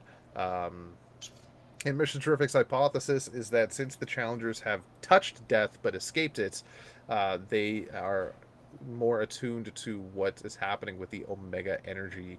And since Darkseid died and he was like the biggest bastion of Omega energy, it needs somewhere to go. So the next best bet are the Challengers because, like I said, they have touched death but not experienced it. So they're closer to the veil than anybody else. So that's why it's infecting them. And then we jump back to the cell where Wonder Woman and Rocky have come to talk to the Challengers that are in quarantine and said, you're not going to like what we have to say. So that's to be continued. One question, is this 5 or 6 issues? I forget. 5, I think. Oh my I don't know how God. we're gonna pull off an ending next God. month. Yeah. Like, I looked that up too. I was like, this doesn't feel like it's anywhere close to an ending. no. It feels like it's halfway through. Right? Yeah, exactly. So I don't know what the fuck's gonna happen next month. All 3 issues before this had a Hopefully lot of 5 questionable out of moments. 9 label. Mhm. Lot of questions to be had, but this one just left you with more questions. Right? It And I guess added to Dave the mystery Carson's more never than it coming answered back. anything. Like, obviously we Yeah. knew there was going to be some kind of connection between Red and this anomaly, but it just made things more confusing. Yeah. But I do have a theory, and I gotta go back and check the other anomalies just to be sure. Mm. But the fact that this one, as an asteroid, was kind of like a brain in a way. Yeah. What if these are parts of a being? These anomalies, right? Like, what if this asteroid is the brain, and like Ultimo was like the conscience, Yeah. right? Huh. So what if that's Could what's be, going yeah. on here? And that's it's like it's like the parts of a body of the Omega energy. Interesting. What if that's what it is, right? Yeah. It just popped in my mind reading this issue. Like, this feels like a brain. So what if it is? That's a solid theory. Yeah. I'm also wondering if this book is going to be yet another one of those books that has an ending that is not an ending, which is to say the Challengers will return in unidentified date. Yeah. Challengers will return. Good The luck. Challengers will return. I'm still thinking of that Doom Patrol ending, which was like, the Doom Patrol will return, and then they They've didn't. yet to return. They've yet to return. Also, but they will. The Vigil One will day. return, and they've yet to return. It's gonna happen though. I'm still waiting for the Vigil to return. I'm suspecting the Vigil's going to pop up in New Gods, because they're both Rom V books, and the Vigil were last seen in the Bleed. That would be a hell of a pull, but I don't know. Because I remember the Vigil popped up very briefly in Detective Comics, and that did was they? like the only time we ever saw them interact with characters outside of their own little circle. So I'm wondering, I don't know, maybe? I was thinking like Yeah. Resurrection Man, but I'm pretty sure it's a Black Label book, so it wouldn't really make sense. Yeah, Yeah, I don't know. we'll have to see. Anyway, they'll return eventually. Eventually. They'll Like the Doom return just Patrol like my and the dad said he'll Challengers. return when he was going out to buy cigarettes. That was 15 years ago. Jesus. Oof. He'll return. He'll One day. return. He'll He'll be return. back. He said he would be back, so he's gonna be back. Exactly. He's just, Neutral said they'll be back, he's so they'll be just back. out there looking for the best deal. Exactly. And Yeah. sometimes it takes a while. He's getting milk just on the other side of the world. And he's walking. Yeah, he's walking. He's currently somewhere in Mongolia. All right. No, this Challengers issue blew my freaking mind. I'm so happy this book is here. I'm sad that next issue is going to be the last issue. This might have been my favorite one because this was just bone chilling. It's just like what the fuck is going on? The others you can He's like just saying that 'cause kind of make heads or Green tails Lantern of it. This one is just like Yeah. let's throw shit at the wall. It's all sticking. Let's just like fuck with people. Yeah, you did. My mind is broken. Yeah, there's not much else to say about it apart from Keska fuck. So 9 out of 10. That's all I can say. Awesome. Yeah. I mean, first, Captain Comet, sick. Been Yeah. a long time. Yeah. I need Cave more Carson, Captain Comet. cool. He dead though. Never gonna see him again, Looks like your cybernetic eye didn't help you this time. Yeah. right? One thing, Hal said you've got the Challengers, I've got the League, but I feel like he should have said the Corps and the League. But really, minuscule problem there.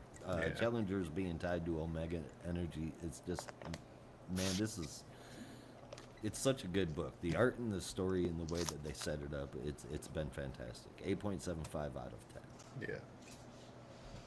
Yeah, no, 8 out of 10.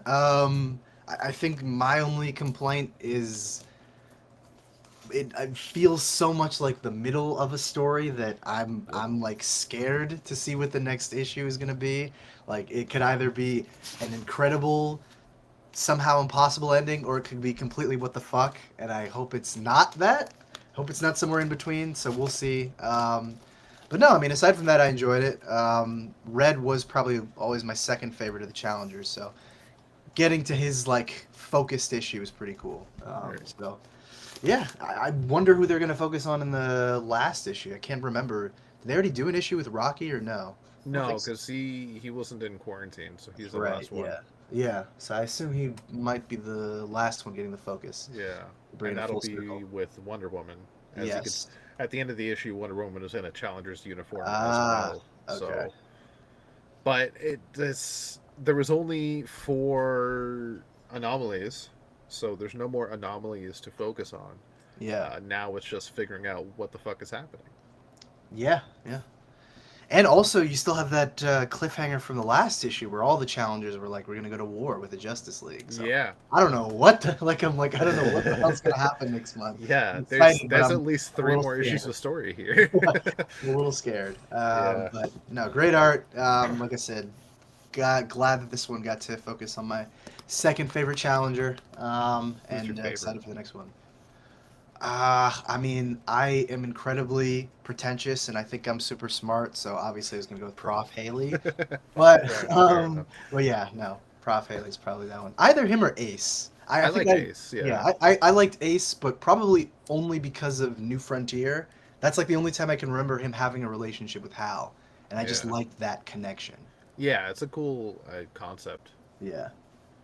I couldn't say if I ever had like a favorite challenger, but if I had to pick one, it would be Rocky.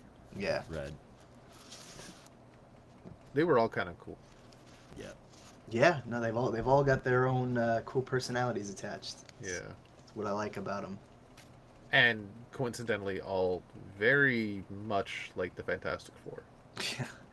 Yeah. Yeah. I like Red because Personality he's like the wise. Raphael of the group. Do we need to rehash the Jack Challenges of the Kirby- Fantastic. Did Jack Kirby rip off himself? Argument? Yeah. Fuck. He rip off himself. Can he even do that? I don't know. The man just liked teams, and he came to Yeah. Marvel and was like, "Yeah, if we're gonna do a team, it's gonna kind of be like that book I did at DC." I don't I blame assume him. it was something like that. Yeah.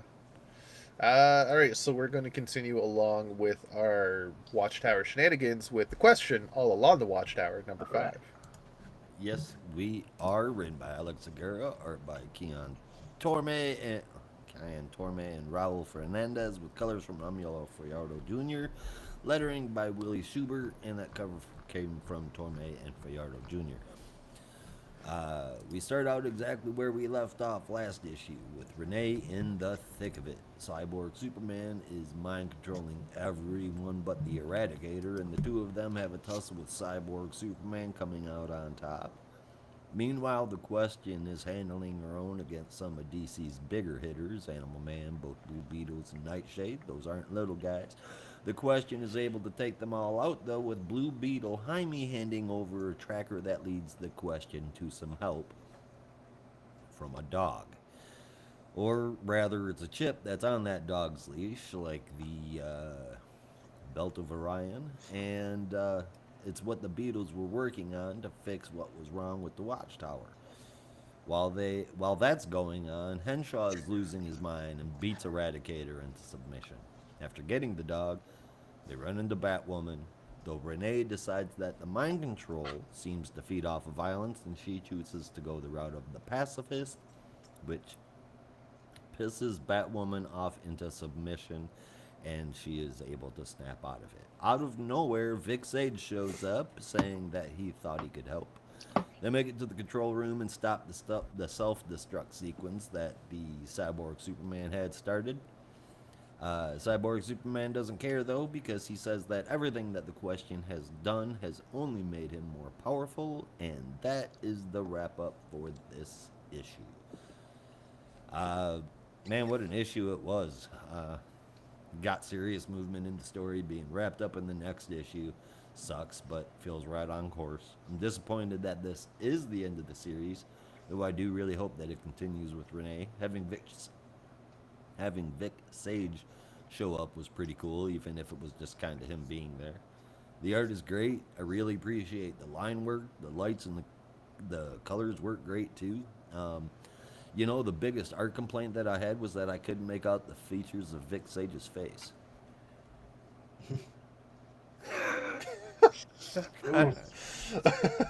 I didn't get it at first, and then I was like, oh, clever.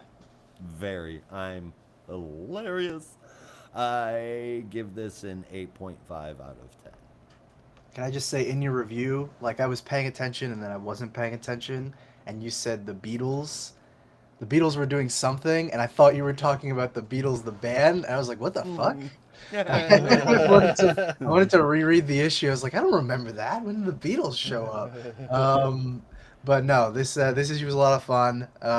Also going to be kind of sad when this one wraps up, but I do agree. It feels, I mean, again, not in a bad way, but unlike with Challengers, I can kind of see where this is going to conclude next month, so I feel a little bit more secure in how the story is going to go, which is nice. And it was cool seeing Vic Sage. I don't know where the hell he's been since Event Leviathan.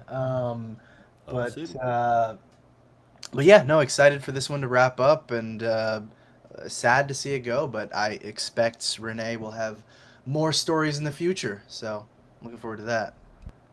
So I have a question. What is it Renee is mad at Vic for? We have two questions, actually.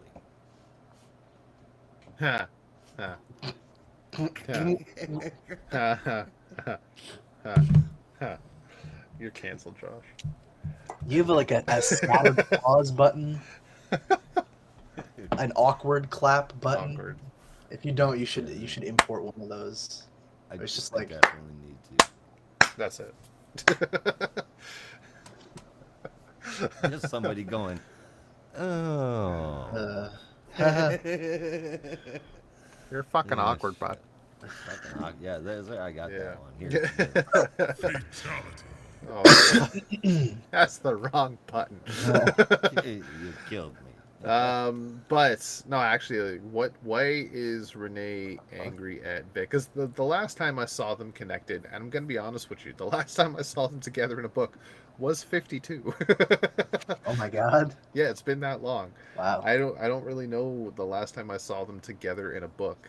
The last time I can remember them being together in a book had to be like that Lois Lane series from Oh, 2018. okay. See, I didn't finish that.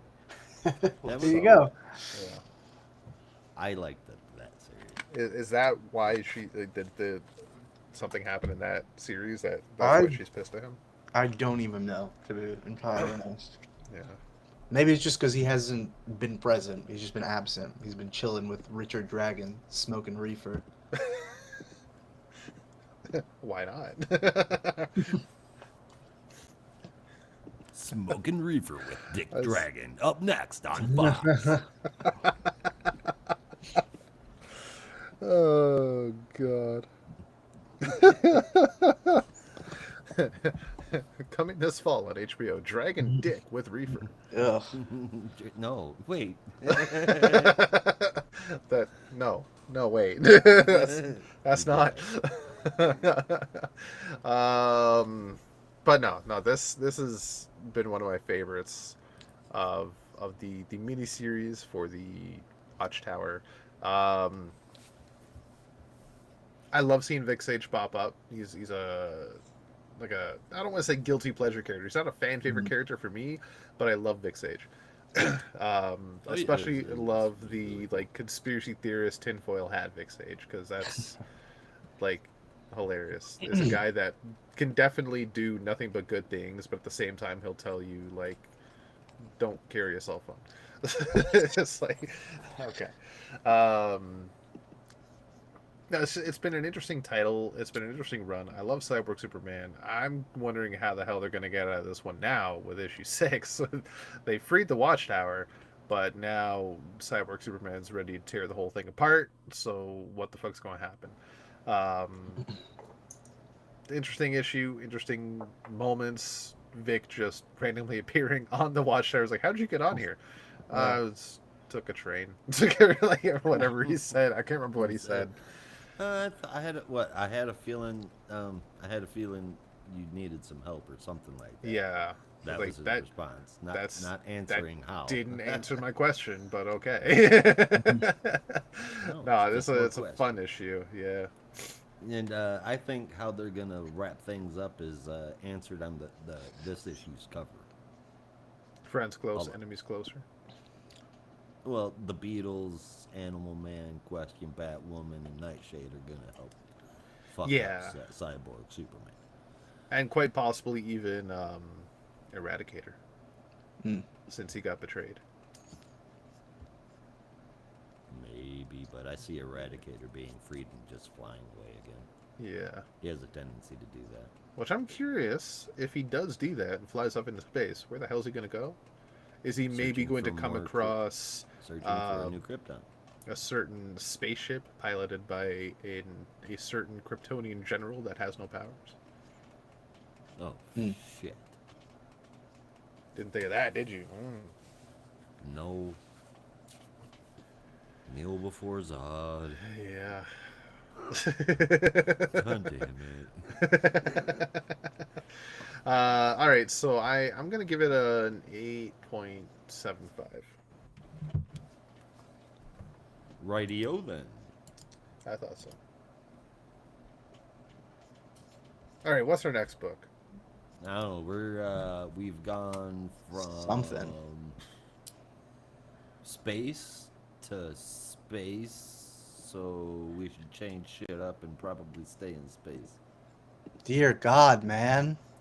What are you talking about? What a new concept. Too much. Nothing. All right. That's number 4. Written by Ron V. Art by Evan Cagle, or according to autocorrect, Evan Eagle. And Bernard Chang. Colors by Francesco Scala. I hate autocorrect. Letters by Tom Napolitano. And another beautiful, stunning cover by Nimit Malavia. This one is pretty brief. New Genesis is at war While back on Earth, Barda holds off Maxwell Lord soldiers. Scott goes after the child, Kamal, and his parents, hoping to keep them safe.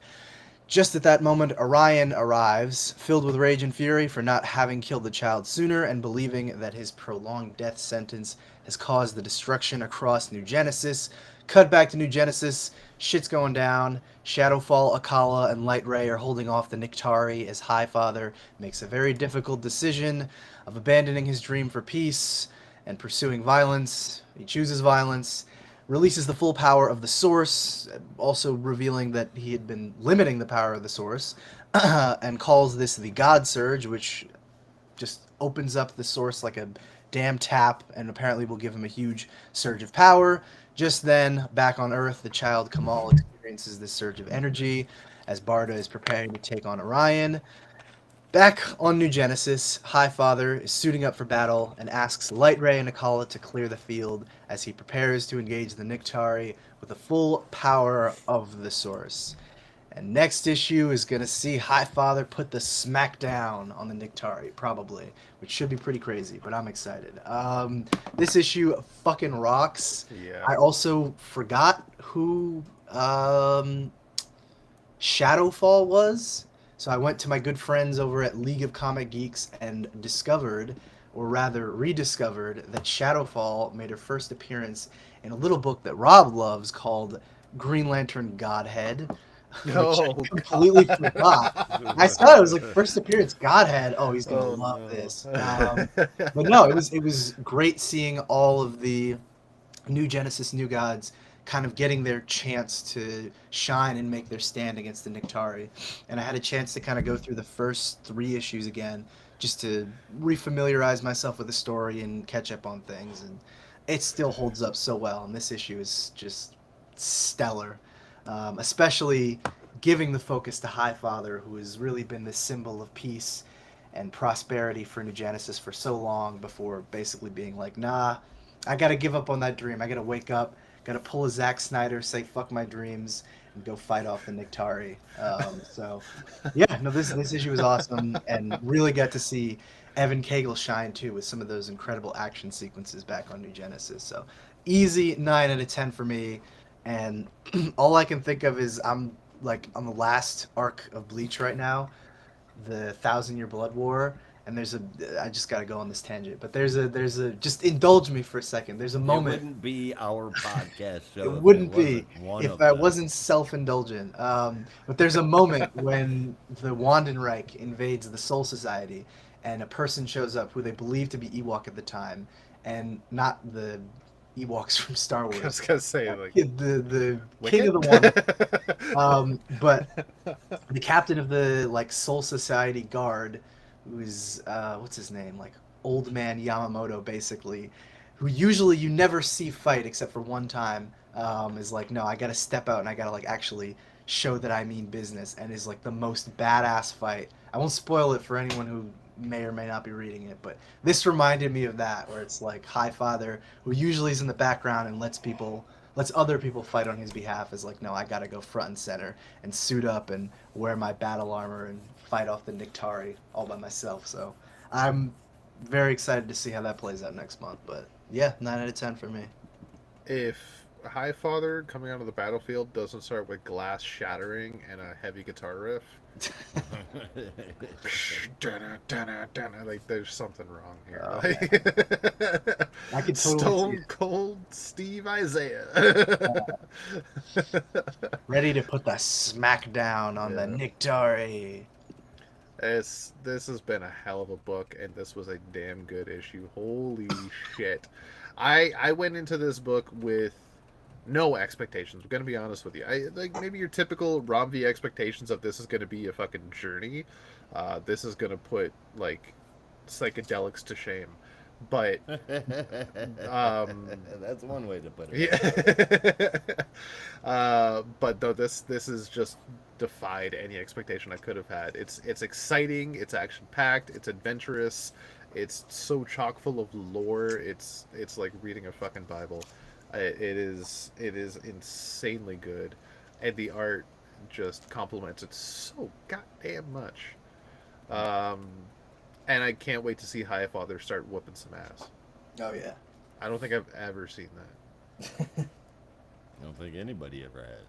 Yeah. It's new. That's Damn. why I can't wait. Yeah. Oh my god, it's gonna be good. This is getting a 9.25 for me. Yep. After this, he walks out after beating up all the Nectari and says, "I am no longer the High Father. You shall call me Tall Daddy." Yes, tall daddy.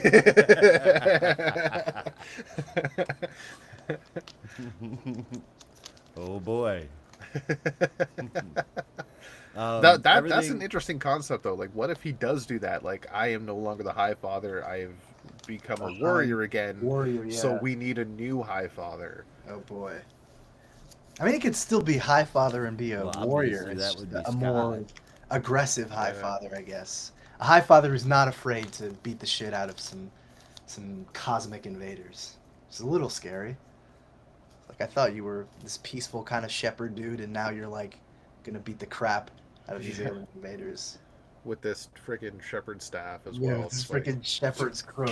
kill, kill. Ugh, Die, damn you. smacking him down. I really want that to happen. Like, the opening of next issue is just like it's a bunch of Nictari invaders, and he's just like, I'm not afraid of you, and he swipes his staff once, and they all explode.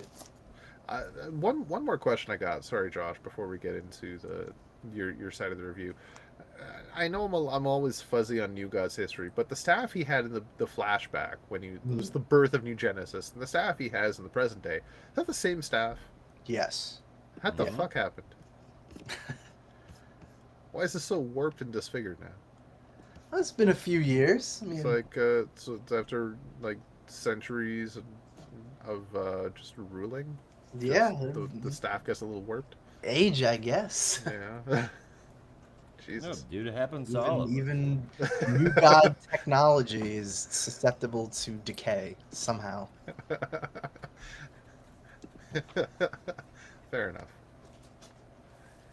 Josh, you dog, you. I don't know what you're talking about. All right, sir. You can go ahead, sir.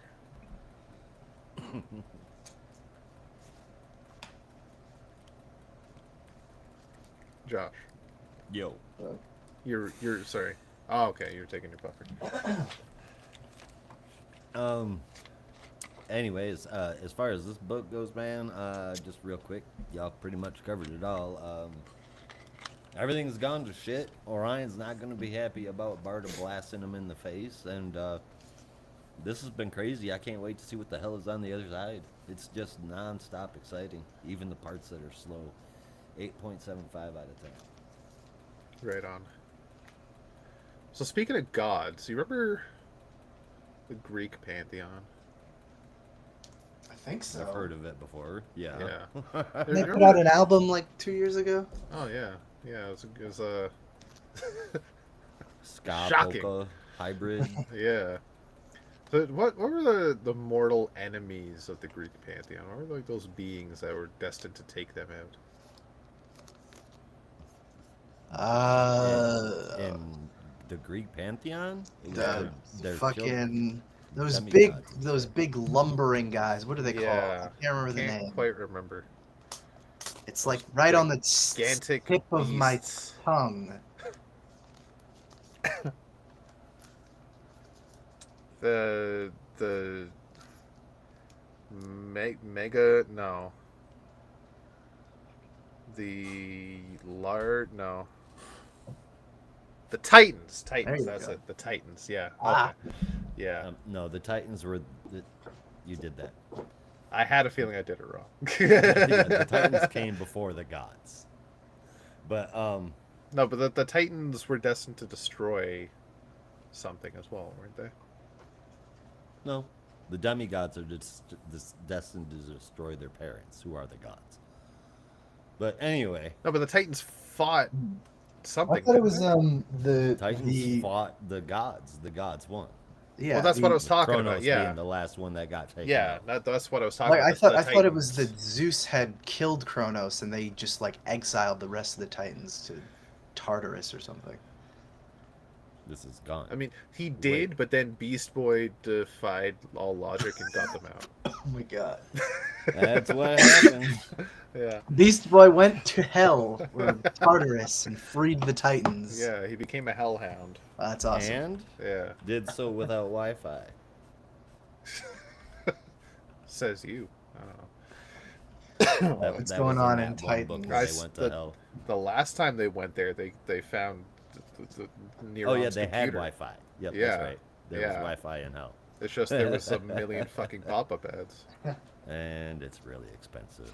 Yeah. All right, this is no more stupid jokes. This is Titans number 21. This is written by John Layman with art and cover from Pete Woods and letters from Wes Abbas. So we pick up kind of where we left off last issue, where in the middle of Star Labs, the Titans are fighting each other because they are under the control of Psycho Pirates and, to a certain extent, Raven as well. Arsenal, meanwhile, wakes up in Central Park. Was wondering where the hell everybody is after being poked by a stick by some kids who thought he was dead. Gets in contact with Cyborg, who is back in Titan Tower, underground, having his secret meeting with somebody. Arsenal asks Vic to boom tube him to where he is, and Vic reluctantly agrees, says, well, I guess we couldn't keep this secret forever. So Arsenal appears in Titan's tunnels, where he finds none other than Vanadia, the kind of Amazo-like person that was going to destroy the Titans during Tom Taylor's tenure. Vic has been rebuilding her and fixing her and making her a good person again, because what happened to her was not her fault and she did not deserve it. Understandably so. Vic's a good guy. Roy was not on the team at the time, but he heard about it all and he has some questions. But first, Vic asks him, why did you leave Star Labs? He said, that's the thing. I was never at Star Labs. I was unconscious in Central Park before we even got there. So they boom tube over to Star Labs, where the Titans have taken each other out. And they also find that Psycho Pirate has attached the... Oh my god, no, it's not called the Medusa mask, is it? Yes. Yeah. It is, okay, yeah. The Medusa mask to Raven's face, amplifying her power and controlling her mind and just, like, wrecking shit. But it's affecting the emotional state of people that have emotions. Vanadia does not. So she goes in to attack Raven, but Psycho Pirate Raven is able to blast her down. But inside Raven's mind, she's trying to gain control. Psycho Pirate inside Raven's mind as well, takes her down and sends her, locks her away to a deep recess of her mind. But as soon as he does that, the Dark Raven, clad in white, appears, as Raven had freed her. She takes care of Psycho Pirate from Raven's mind, and the pair decide that they need to become one once again, and actually help each other out. They succeed. Raven gets a dope-ass black costume, and she is whole once again. Psycho Pirate is down, the Titans are freed, Raven's mind is fixed, and all that's left now is to take the fight straight to Deathstroke, which will happen next issue. Alright, so very simple story. I like seeing that Raven, her soul self and her dark self are just kind of together again. She is as whole as she was the last time she was whole.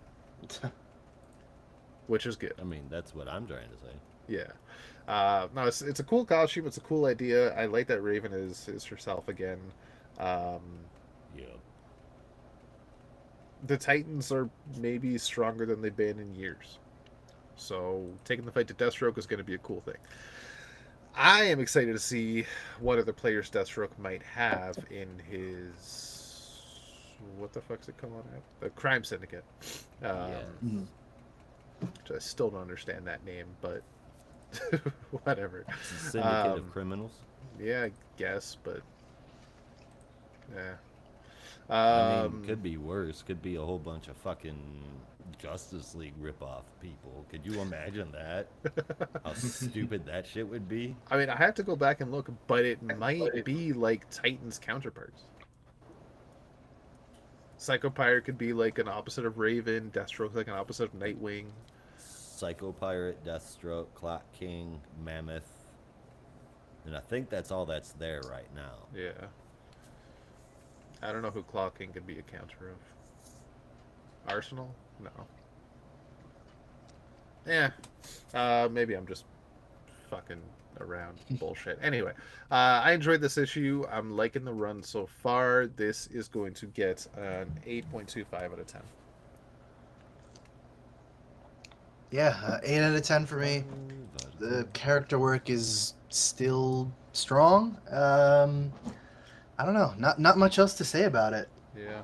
I liked I was happy for like 5 seconds because I saw that white Raven costume came back, and I was like, oh please, please. And then we got a kind of cool Raven costume, but one that's not as cool as the other white Raven costume. I wish they'd stuck with that one, but oh well. That's really all I have to say about this issue. I'm with you on that one. What did you give it? 8 out of 10. Right on. Well, that's what I gave this to an 8 out of 10. The series has been really enjoyable. I do think that the Raven soul self, evil Raven, good Raven wrapped up in one page trope is a bit stale, even if this was just a little different. But they're back being joined together, and Raven looks cool. White Raven, costume aside. It was good, though. Pete Woods is great in here. Just good stuff, with the exception of the Raven stuff again, which I hope I don't see for a long time, but I'm not going to let that drag it down too far. It's going to happen, and it just wraps up stuff that happened before. So everything else I like. I can't wait to find out more. The art is great. Again, 8 out of 10. Right on.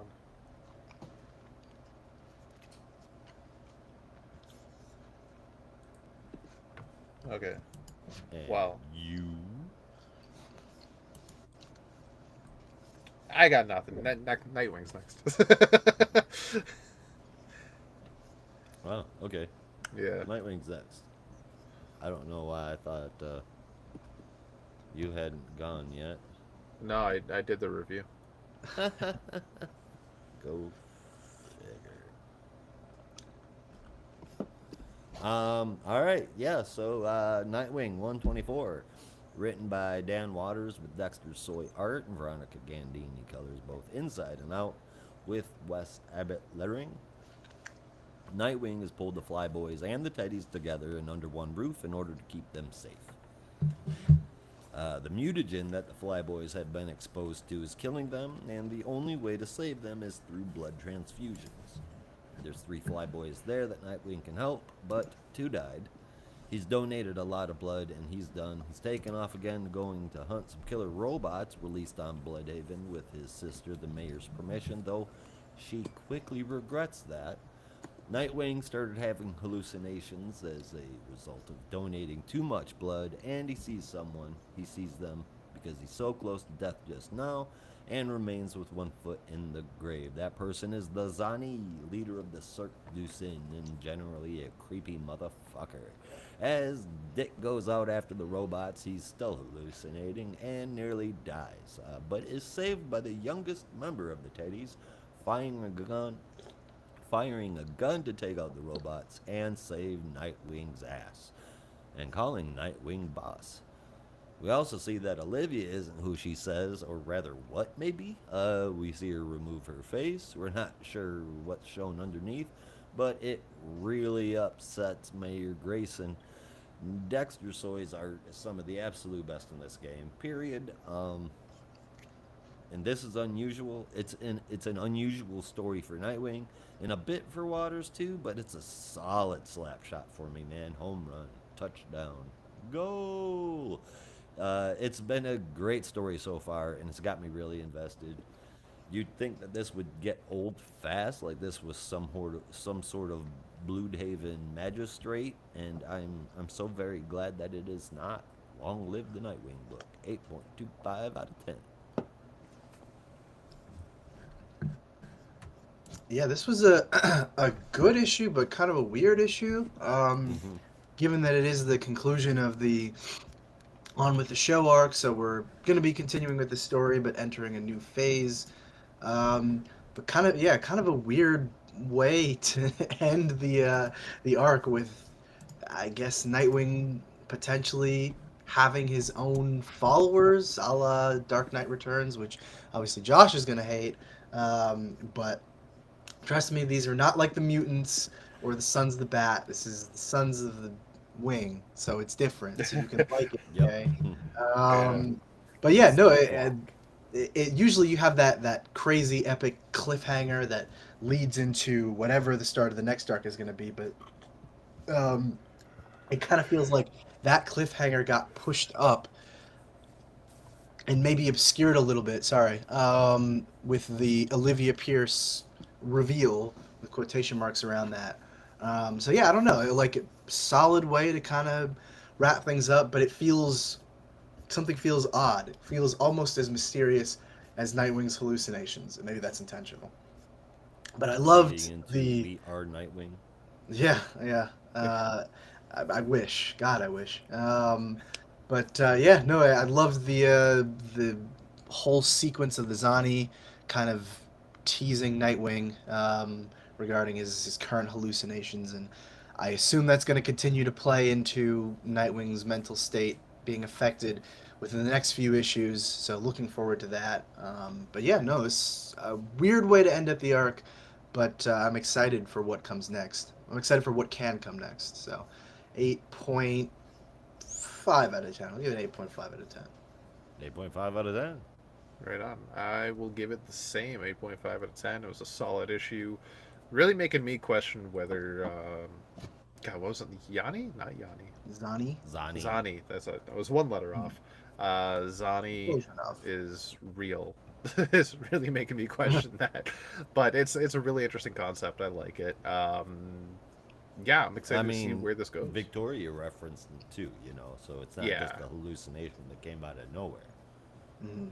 Yeah, but he also doesn't necessarily mean he's some extra dimensional entity that can invade people's minds when they're on the Motherfucker looks like Art the cusp of Clown death. from Terrifier.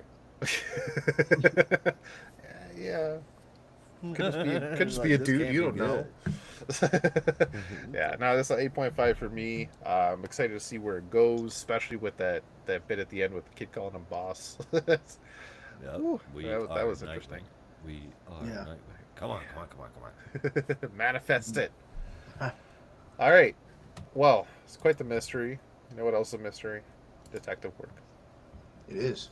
Ooh, Or can be. it really is. Or Except the mystery is kind of coming undone. Yeah, quite a lot actually. This is Detective Comics number 1095, written by Mr. Tom Taylor, with art from Mikel Hanin, some additional inks and colors from Norm Ratmond and Alex Guimarães, and letters from Tom Napolitano. After Batman receives the shocking news from Asima, that Joe Chill's life was saved by Thomas Wayne, he pays a visit to Chill to determine whether he had motivation to kill the Waynes. After learning that Chill knew none of the facts about who saved him and the whereabouts of his former partner and child, Bruce prepares to blow the lid on Theromy's Sangral treatment and calls in Clark to publish the story through the Daily Planet. The next day, as the story goes public, Bruce confronts Scarlet, who claims she had no knowledge of the blood theft, before swooping into Theromy's...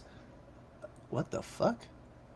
Theromy's building as Bat... Oh, typos, man. Theromy's... I don't know what the fuck I wrote there. Theromy's something as Batman. I assume that was supposed to be building. Anyway, he was on the roof, and now he's in Thermite. That's all you need to know. As Scarlet fearfully tells Batman to run because they are watching, she reveals a single name behind the company's dark actions, Elixir, just as a bomb destroys the upper part of the building. So things are heating up, pun very much intended. Things are blowing up, pun also intended. Yeah, I don't know. Detective Comics is in a very interesting place right now. Feels like we're definitely getting into the thick of the mystery, which I appreciate, but also there is still some stuff obscured. What is the nature of Elixir? Why does it have so much influence? Why the fuck is Vandal Savage telling Cobblepot to like back the fuck down? I don't know. A lot of strange stuff going on, but I'm here for it, and interested to see where Tom Taylor takes the story next. And as always, particularly for this arc, Mikhail Hanin's art, especially with some of these colors, has really been shining the past few issues, and it's just continues to blow my mind. So great stuff all around. 8.25 out of 10 for me. Also, one question: did anyone else think Joe Chill was dead? Uh-uh. I thought he was just in prison. Yeah. And recently I released thought he was for some dead reason. for some reason. I don't know No, I why. have this weird feeling like he was recently released from prison within the last few Hmm. years. Since Yeah, I I've don't been know. doing since I started the podcast, Joe Chill got released from prison. I almost want to say it's like I'm gaslighting myself because maybe he died in Three Jokers, but I don't know. Yes, I think you're I right. think he I did think die. Oh so. yeah. I like that the third issue, infamous third issue, is like a fucking delirious experience. So a lot of that stuff I don't really remember, but Wait, what? I have a vague memory that he was killed at the end of that issue. There's a third issue of Three Jokers? Yeah. No, What? there isn't. No, there isn't. No, there's one, and Sorry. that's it.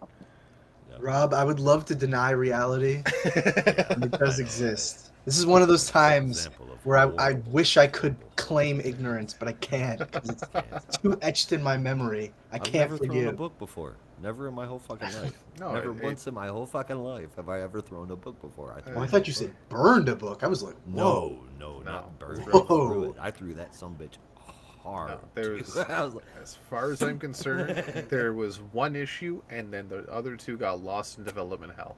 Yeah. Yeah. Right? It just like it's. I'm waiting for DC to release them, but it's just not coming. Man.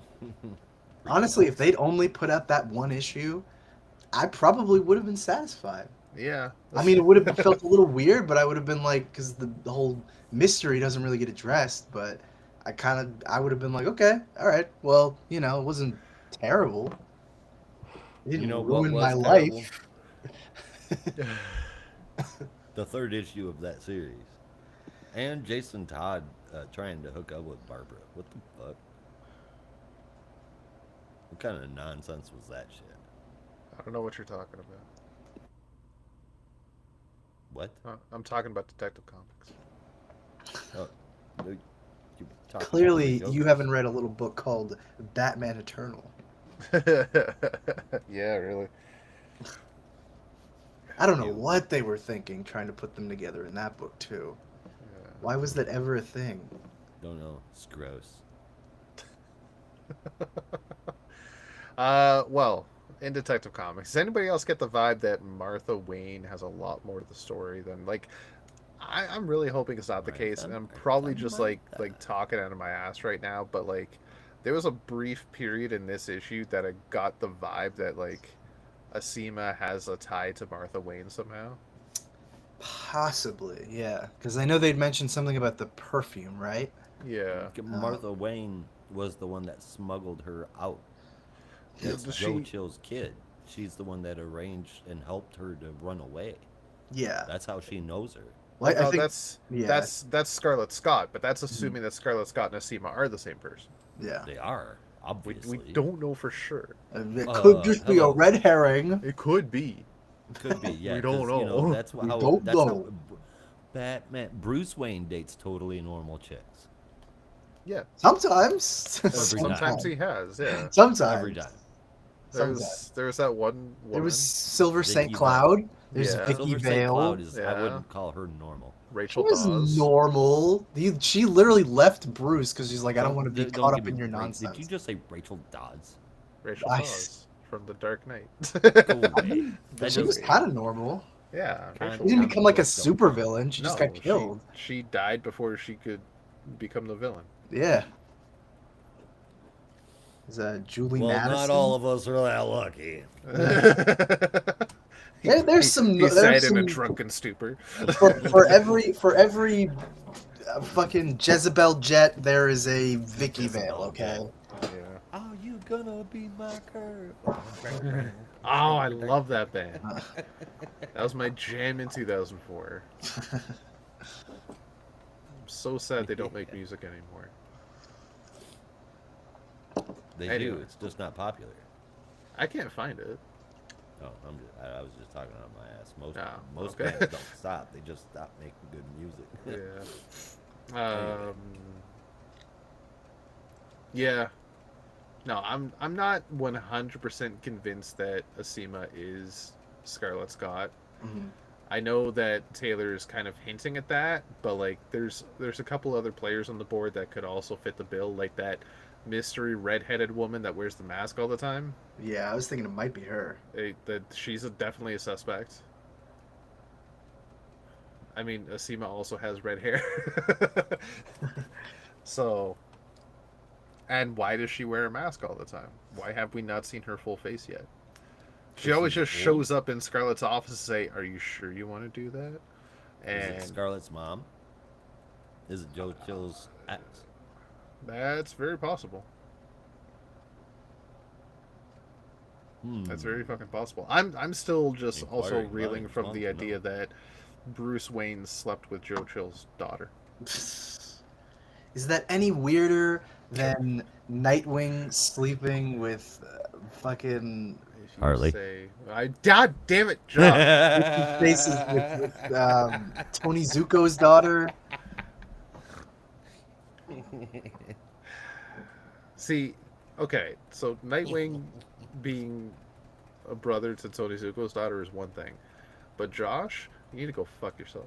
Oh, I didn't say brother. I said slept with Slept Tony with? Zuko. Yes. Does anyone remember Sonia Zuko from Mhm. the New 52? Oh wait, no, I have Probably not, because she promptly disappeared after that series ended. Wait, Melinda, that was Tony Zuko's daughter too, though, wasn't it? He had two daughters. He has two Well, daughters. Okay. Yeah.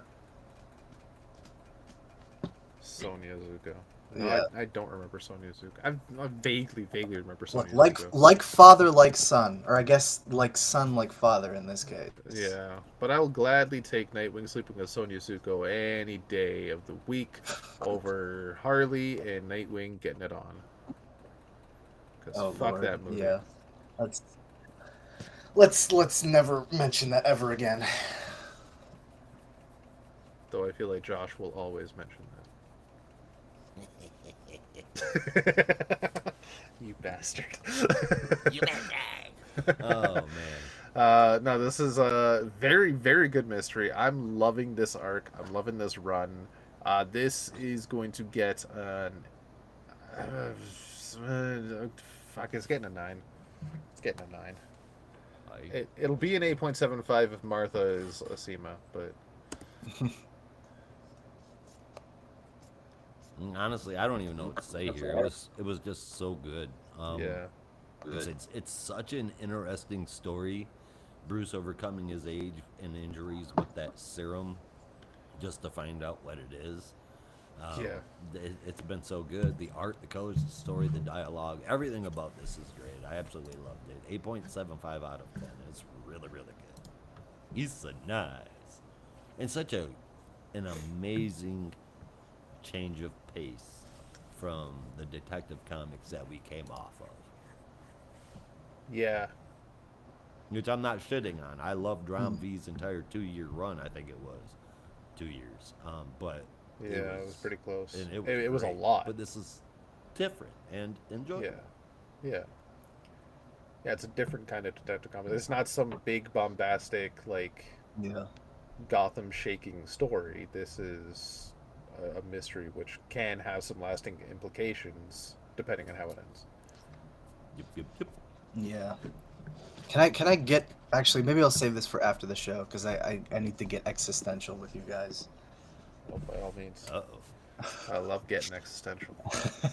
Because Make- you talking makes about good for Rom quick V's clips. run made me think about something that I've been dealing with this. Actually, Josh will probably be able to help me with this because it's been weighing on my mind.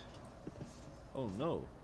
No, We'll no, talk it's after it's the show. no, it's not like that. It's about comics. It's just I don't know it's the nature of you have a run that goes on for a while and it feels like it's this huge part of your life and then it just ends and then a few years go by and it's like it never happened. And it You kind mean of like freaks me out. How I was 100% certain that I would get an issue 101 of 100 bullets. Well, that, but also like we reviewed the entirety, like every single issue of Mariko Tamaki's Detective Comics, and I don't think we've talked about that once in the past 2 years, It was maybe even absolute 3. garbage, and I do my best to forget it. But no, well, that's the thing. We read that and I mean, well, up until Arkham Tower, we kind of liked it. So I don't know. It just sometimes I think about that. I'm like was that. trash. Like that was I can remember that and I can remember stuff from that run, but it I don't know, it all everything just feels so fleeting. Time Well, just kind of passes and things happen and then it's yeah. over and then suddenly you're 30 years old and you don't know what you're doing with your life. That okay, when you say it like that You hits listen- really you- fucking hard. I'm like, oh. That You hits need to really go grab close some to Ritalin, home. man. That's why it's like, can I get existential for a minute? Yeah. Okay. I will say it's like any art project. You put your blood, sweat, and tears, your heart and your soul into it. Whether it's uh, writing, whether it's artistry, whether it's acting. And you and I know, having been on stage or Yeah. been part of stage productions, you know how many months you put into Oh, this God, one yeah. performance, and you build relationships and connections, and you Yeah, go to there's gotta rehearsal be a after feeling rehearsal of after emptiness rehearsal, and you afterwards. rehearse it endlessly, and then the showtime happens. You do your 1 to 6 performances, and then it's done, I know. right? And then those connections, you try to keep in touch, but it doesn't always happen. It's But just at the I know. time, at the cast party, you Yeah. have your tears, you have your hugs, you have your reminiscing. You're like, this was great. The cast party's the big send off for the months of work we put into this, Mhm. and like, all right, we're good. Yeah. And then you It move just on to the next project. it just feels That's so just weird. art. Yeah, it just feels so weird looking back at it though. Yeah. I think that's why it's so much of a trip, like having a series of issues that you bought like 4 or 5 years ago, and you're like, I I never think about this anymore. I mean, I do kind of when it's raining and it's a Sunday and I don't have anything to do, but most of the time, no. I'm gonna stop talking about this because it's getting a little too depressing. But that's what I was gonna say for the end of the show, so we didn't go out on a sad So note. yeah. Well, I Well- mean, it doesn't necessarily have to be a sad note. The good thing about it is that you never have to wait longer than a few years before you're going to find another one of those books that you develop such a relationship with. Yeah, exactly. And Like you that's the said wonderful that thing about comics. you said the thing about Rom V's run. I was like, a year from now, like I don't even. I mean, it feels like we don't really because it's over, so there's no real reason to talk about it anymore. But it feels like it just I don't know it has become a part of the past already. It hasn't even been that long. A big It's kind chunk of of the freaking me past. out. Yeah. Yeah, and that book was like 2 Almost years. half of y'all's entire podcast run. Yeah, that book was 2 Yeah. years. Yeah. Like 2022 to 2024. Yeah. That's a good chunk. Yeah. Anyway, I I'm mean, gonna but stop. like I said, that's talking art. Like art is all about in the now, Yeah. right? Very rarely does art have staying power. What's When the it does, point? it's fantastic. What's the But, point of like, life? we will know in a few years if Romvi's detective run has that staying power, like the last long Halloween, last Halloween. Yeah. Yeah, or like Yeah. Yeah. You're Hush right. for some You're right. fucking reason, right? Yeah. Like Nightfall, like Or even the Warworld saga. Like that Yeah. just got a compendium not that long ago. And exactly. that run just ended like 4 years ago. Yeah, That's good stuff. Yeah. like we'll know by this time next year for sure if Romvi's run has staying power, Yeah. and I think it might because it was an epic fucking run. It was indeed. All right, well on that On that note, fun note, let's Sorry, get guys. into So our from our epic runs top to our three. epic ones. Yeah, exactly. yes, Our top please. 3 Anything favorite else? moment if you had one. I think I'll jump in first if that's okay. At number 3, I'm gonna put Detective Comics. So it's getting really hefty. Number 2 is going to be Challengers because that's a mind fuck. And number 1 is going to be New Gods because that was both. It was a hefty mind fuck, and I love it. My favorite moment, though, might just be in Challengers with the blood on the wall, because when Red tested it and found out it was his, I just went, whoa, what is going on? that kind of just like killed my brain for a second. Like, Kind of messes with am you. I reading a DC comic or am I reading a horror story? There have been quite a few horror tinged moments in the Challengers run. Yeah. Even that first issue with like Ace's whole like whatever that was, the hallucinations and shit. Yeah. Yeah, that was crazy. What about your favorite cover? Oh yeah, Actually, favorite. we could do favorite cover afterwards if Ooh, we all want to look at yeah. it together again. I forgot we were doing that Yeah. again. Yeah, that's okay. We'll go through them all. Top 3 for me: Challenge of the Unknown in 3rd place, New Gods in 2nd, and Detective Comics squeaking just by New Gods for 1st place. And my 2 favorite moments are honestly just going to be the throwbacks that we haven't heard from or seen in a while or forever. Vic Sage and Cave Carson showing up to help or die, whichever. Both of those were pretty cool. Right on. Yeah. Wicked. No, that's a different show. Oh. Well, I never saw it. Oh wait, I did, but I fell asleep. Cool. Well, did you give your top 3, Brandon? Oh yes. Number 3, I have. What do I have? Detective Comics. Number 2, Nightwing. But first place has to go with the New Gods because goddamn, it is incredible. So good. Favorite moment is tough because as much as I would love to give it to the very obvious last page of the New Gods, which was just has me so excited for the next issue. I gotta give it to the one that actually made me laugh this week, which was a panel in Titans number 21 when Roy is back in Titans tunnels with Cyborg and says something about like Venadia being a cyborg, and Vic is like, "Be very careful how you." Can't remember what the exact line was, but it's just he was like, "Oh, all right, I'm not gonna finish that," and it made me laugh. Yeah. Like, oops. Yeah, that's good stuff, man. That was good stuff. All right, favorite cover. I know it was it was hard for me. Green Lantern is Oh yeah. cool For as hell. Challengers. Really cool picture. Yeah. Nightwing. Nightwing, it was amazing. The Question, New Gods. I mean, look at that. Titans, I feel like we've seen that cover about a half a dozen million times. Yeah. It was still Mm. cool how it was done, but Yeah. you're right. The color and the lighting on Nightwing is just freaking astounding. I don't know about you guys. I went foot back and forth, and it's really really hard. But I'm gonna go with my boy Dexter Soy on this one. The lighting that's on that cover is just amazing. He makes it look almost 3D with a pencil and some pen. And that's epic. Yeah, that is a pretty sick looking chopper. Yep. That is actually a really cool chopper, yeah. I'm kind of torn between Challengers, New Gods, and Detective Comics. Mm.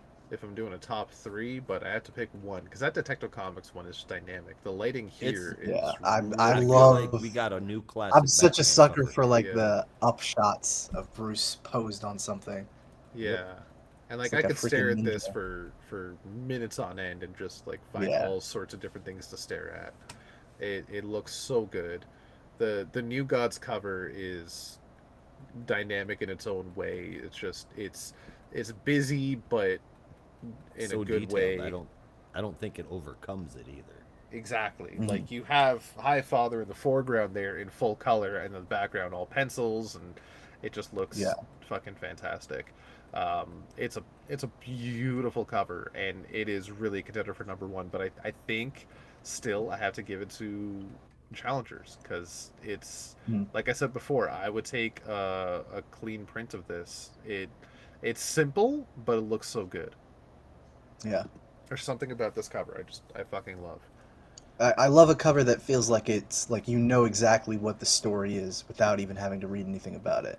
You Yeah, just see Red and Hal chilling on an asteroid, and it's like, yeah, I yeah, kind of know Green, what's going on, and I'm Green interested. Lantern showing up in the Challengers book. Sick. Hell hell yeah, yeah. yeah. It's just the two Who of the them fuck are the together, Challengers? looking I don't like they're know, but Green ready. Lantern's in it. Yeah, That looking is like they're ready exactly for either mystery or action or both, and they're hurtling through space, yeah. and it's like, I don't know, it's freaking great.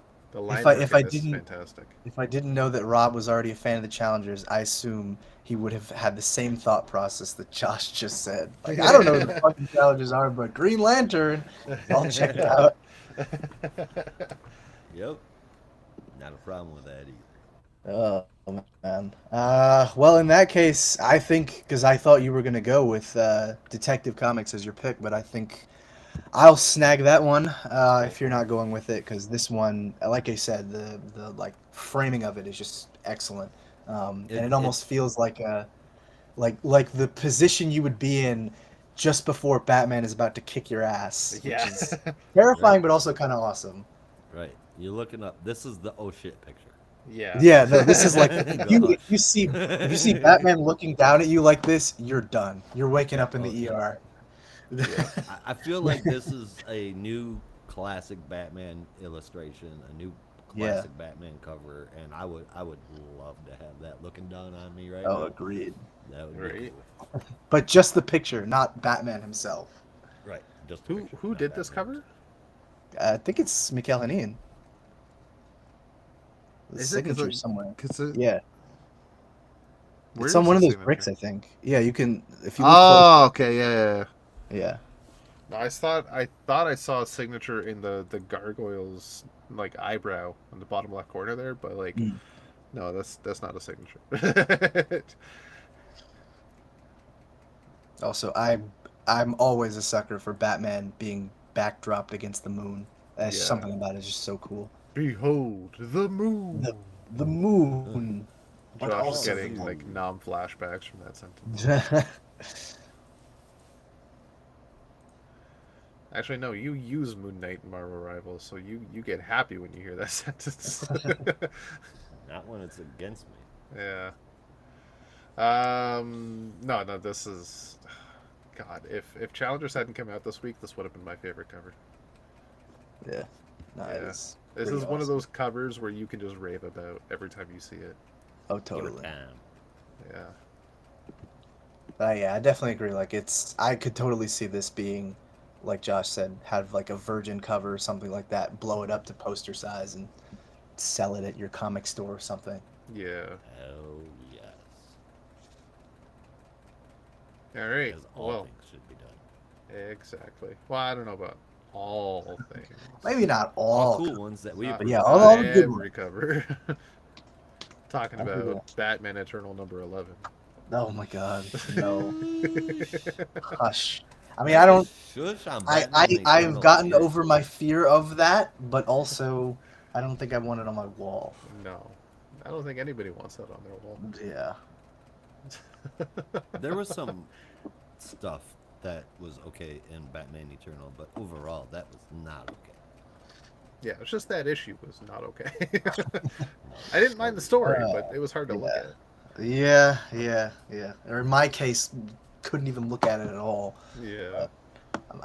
I'm over that. I've conquered my disgust, my fear. I can look at it now. I even read a whole book with Ian Bertram's art by Pete Tomasi. It was pretty good, but I still don't want it on my wall.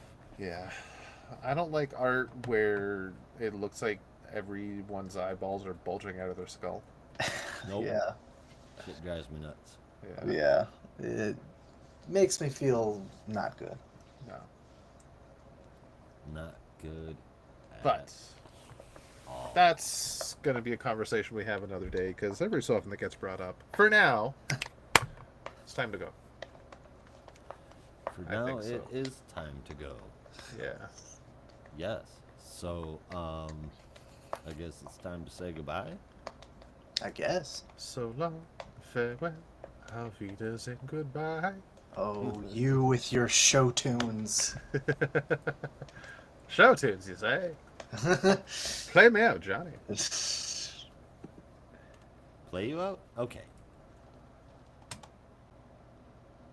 Do we have an exit theme? Oh. Well, There we you go. did. I thought this had the music in it, but I guess Well, it doesn't. The In end. any case, all right. Is Thank the you end of the everybody show? for watching. We will be back the same time next week, same bat time, same bat channel, same geek time, same geek channel. Excuse me. Be careful out there, and remember, in the Geek Matrix, everybody has a home. In the Geek Matrix, you are not alone. Peace. Peace indeed.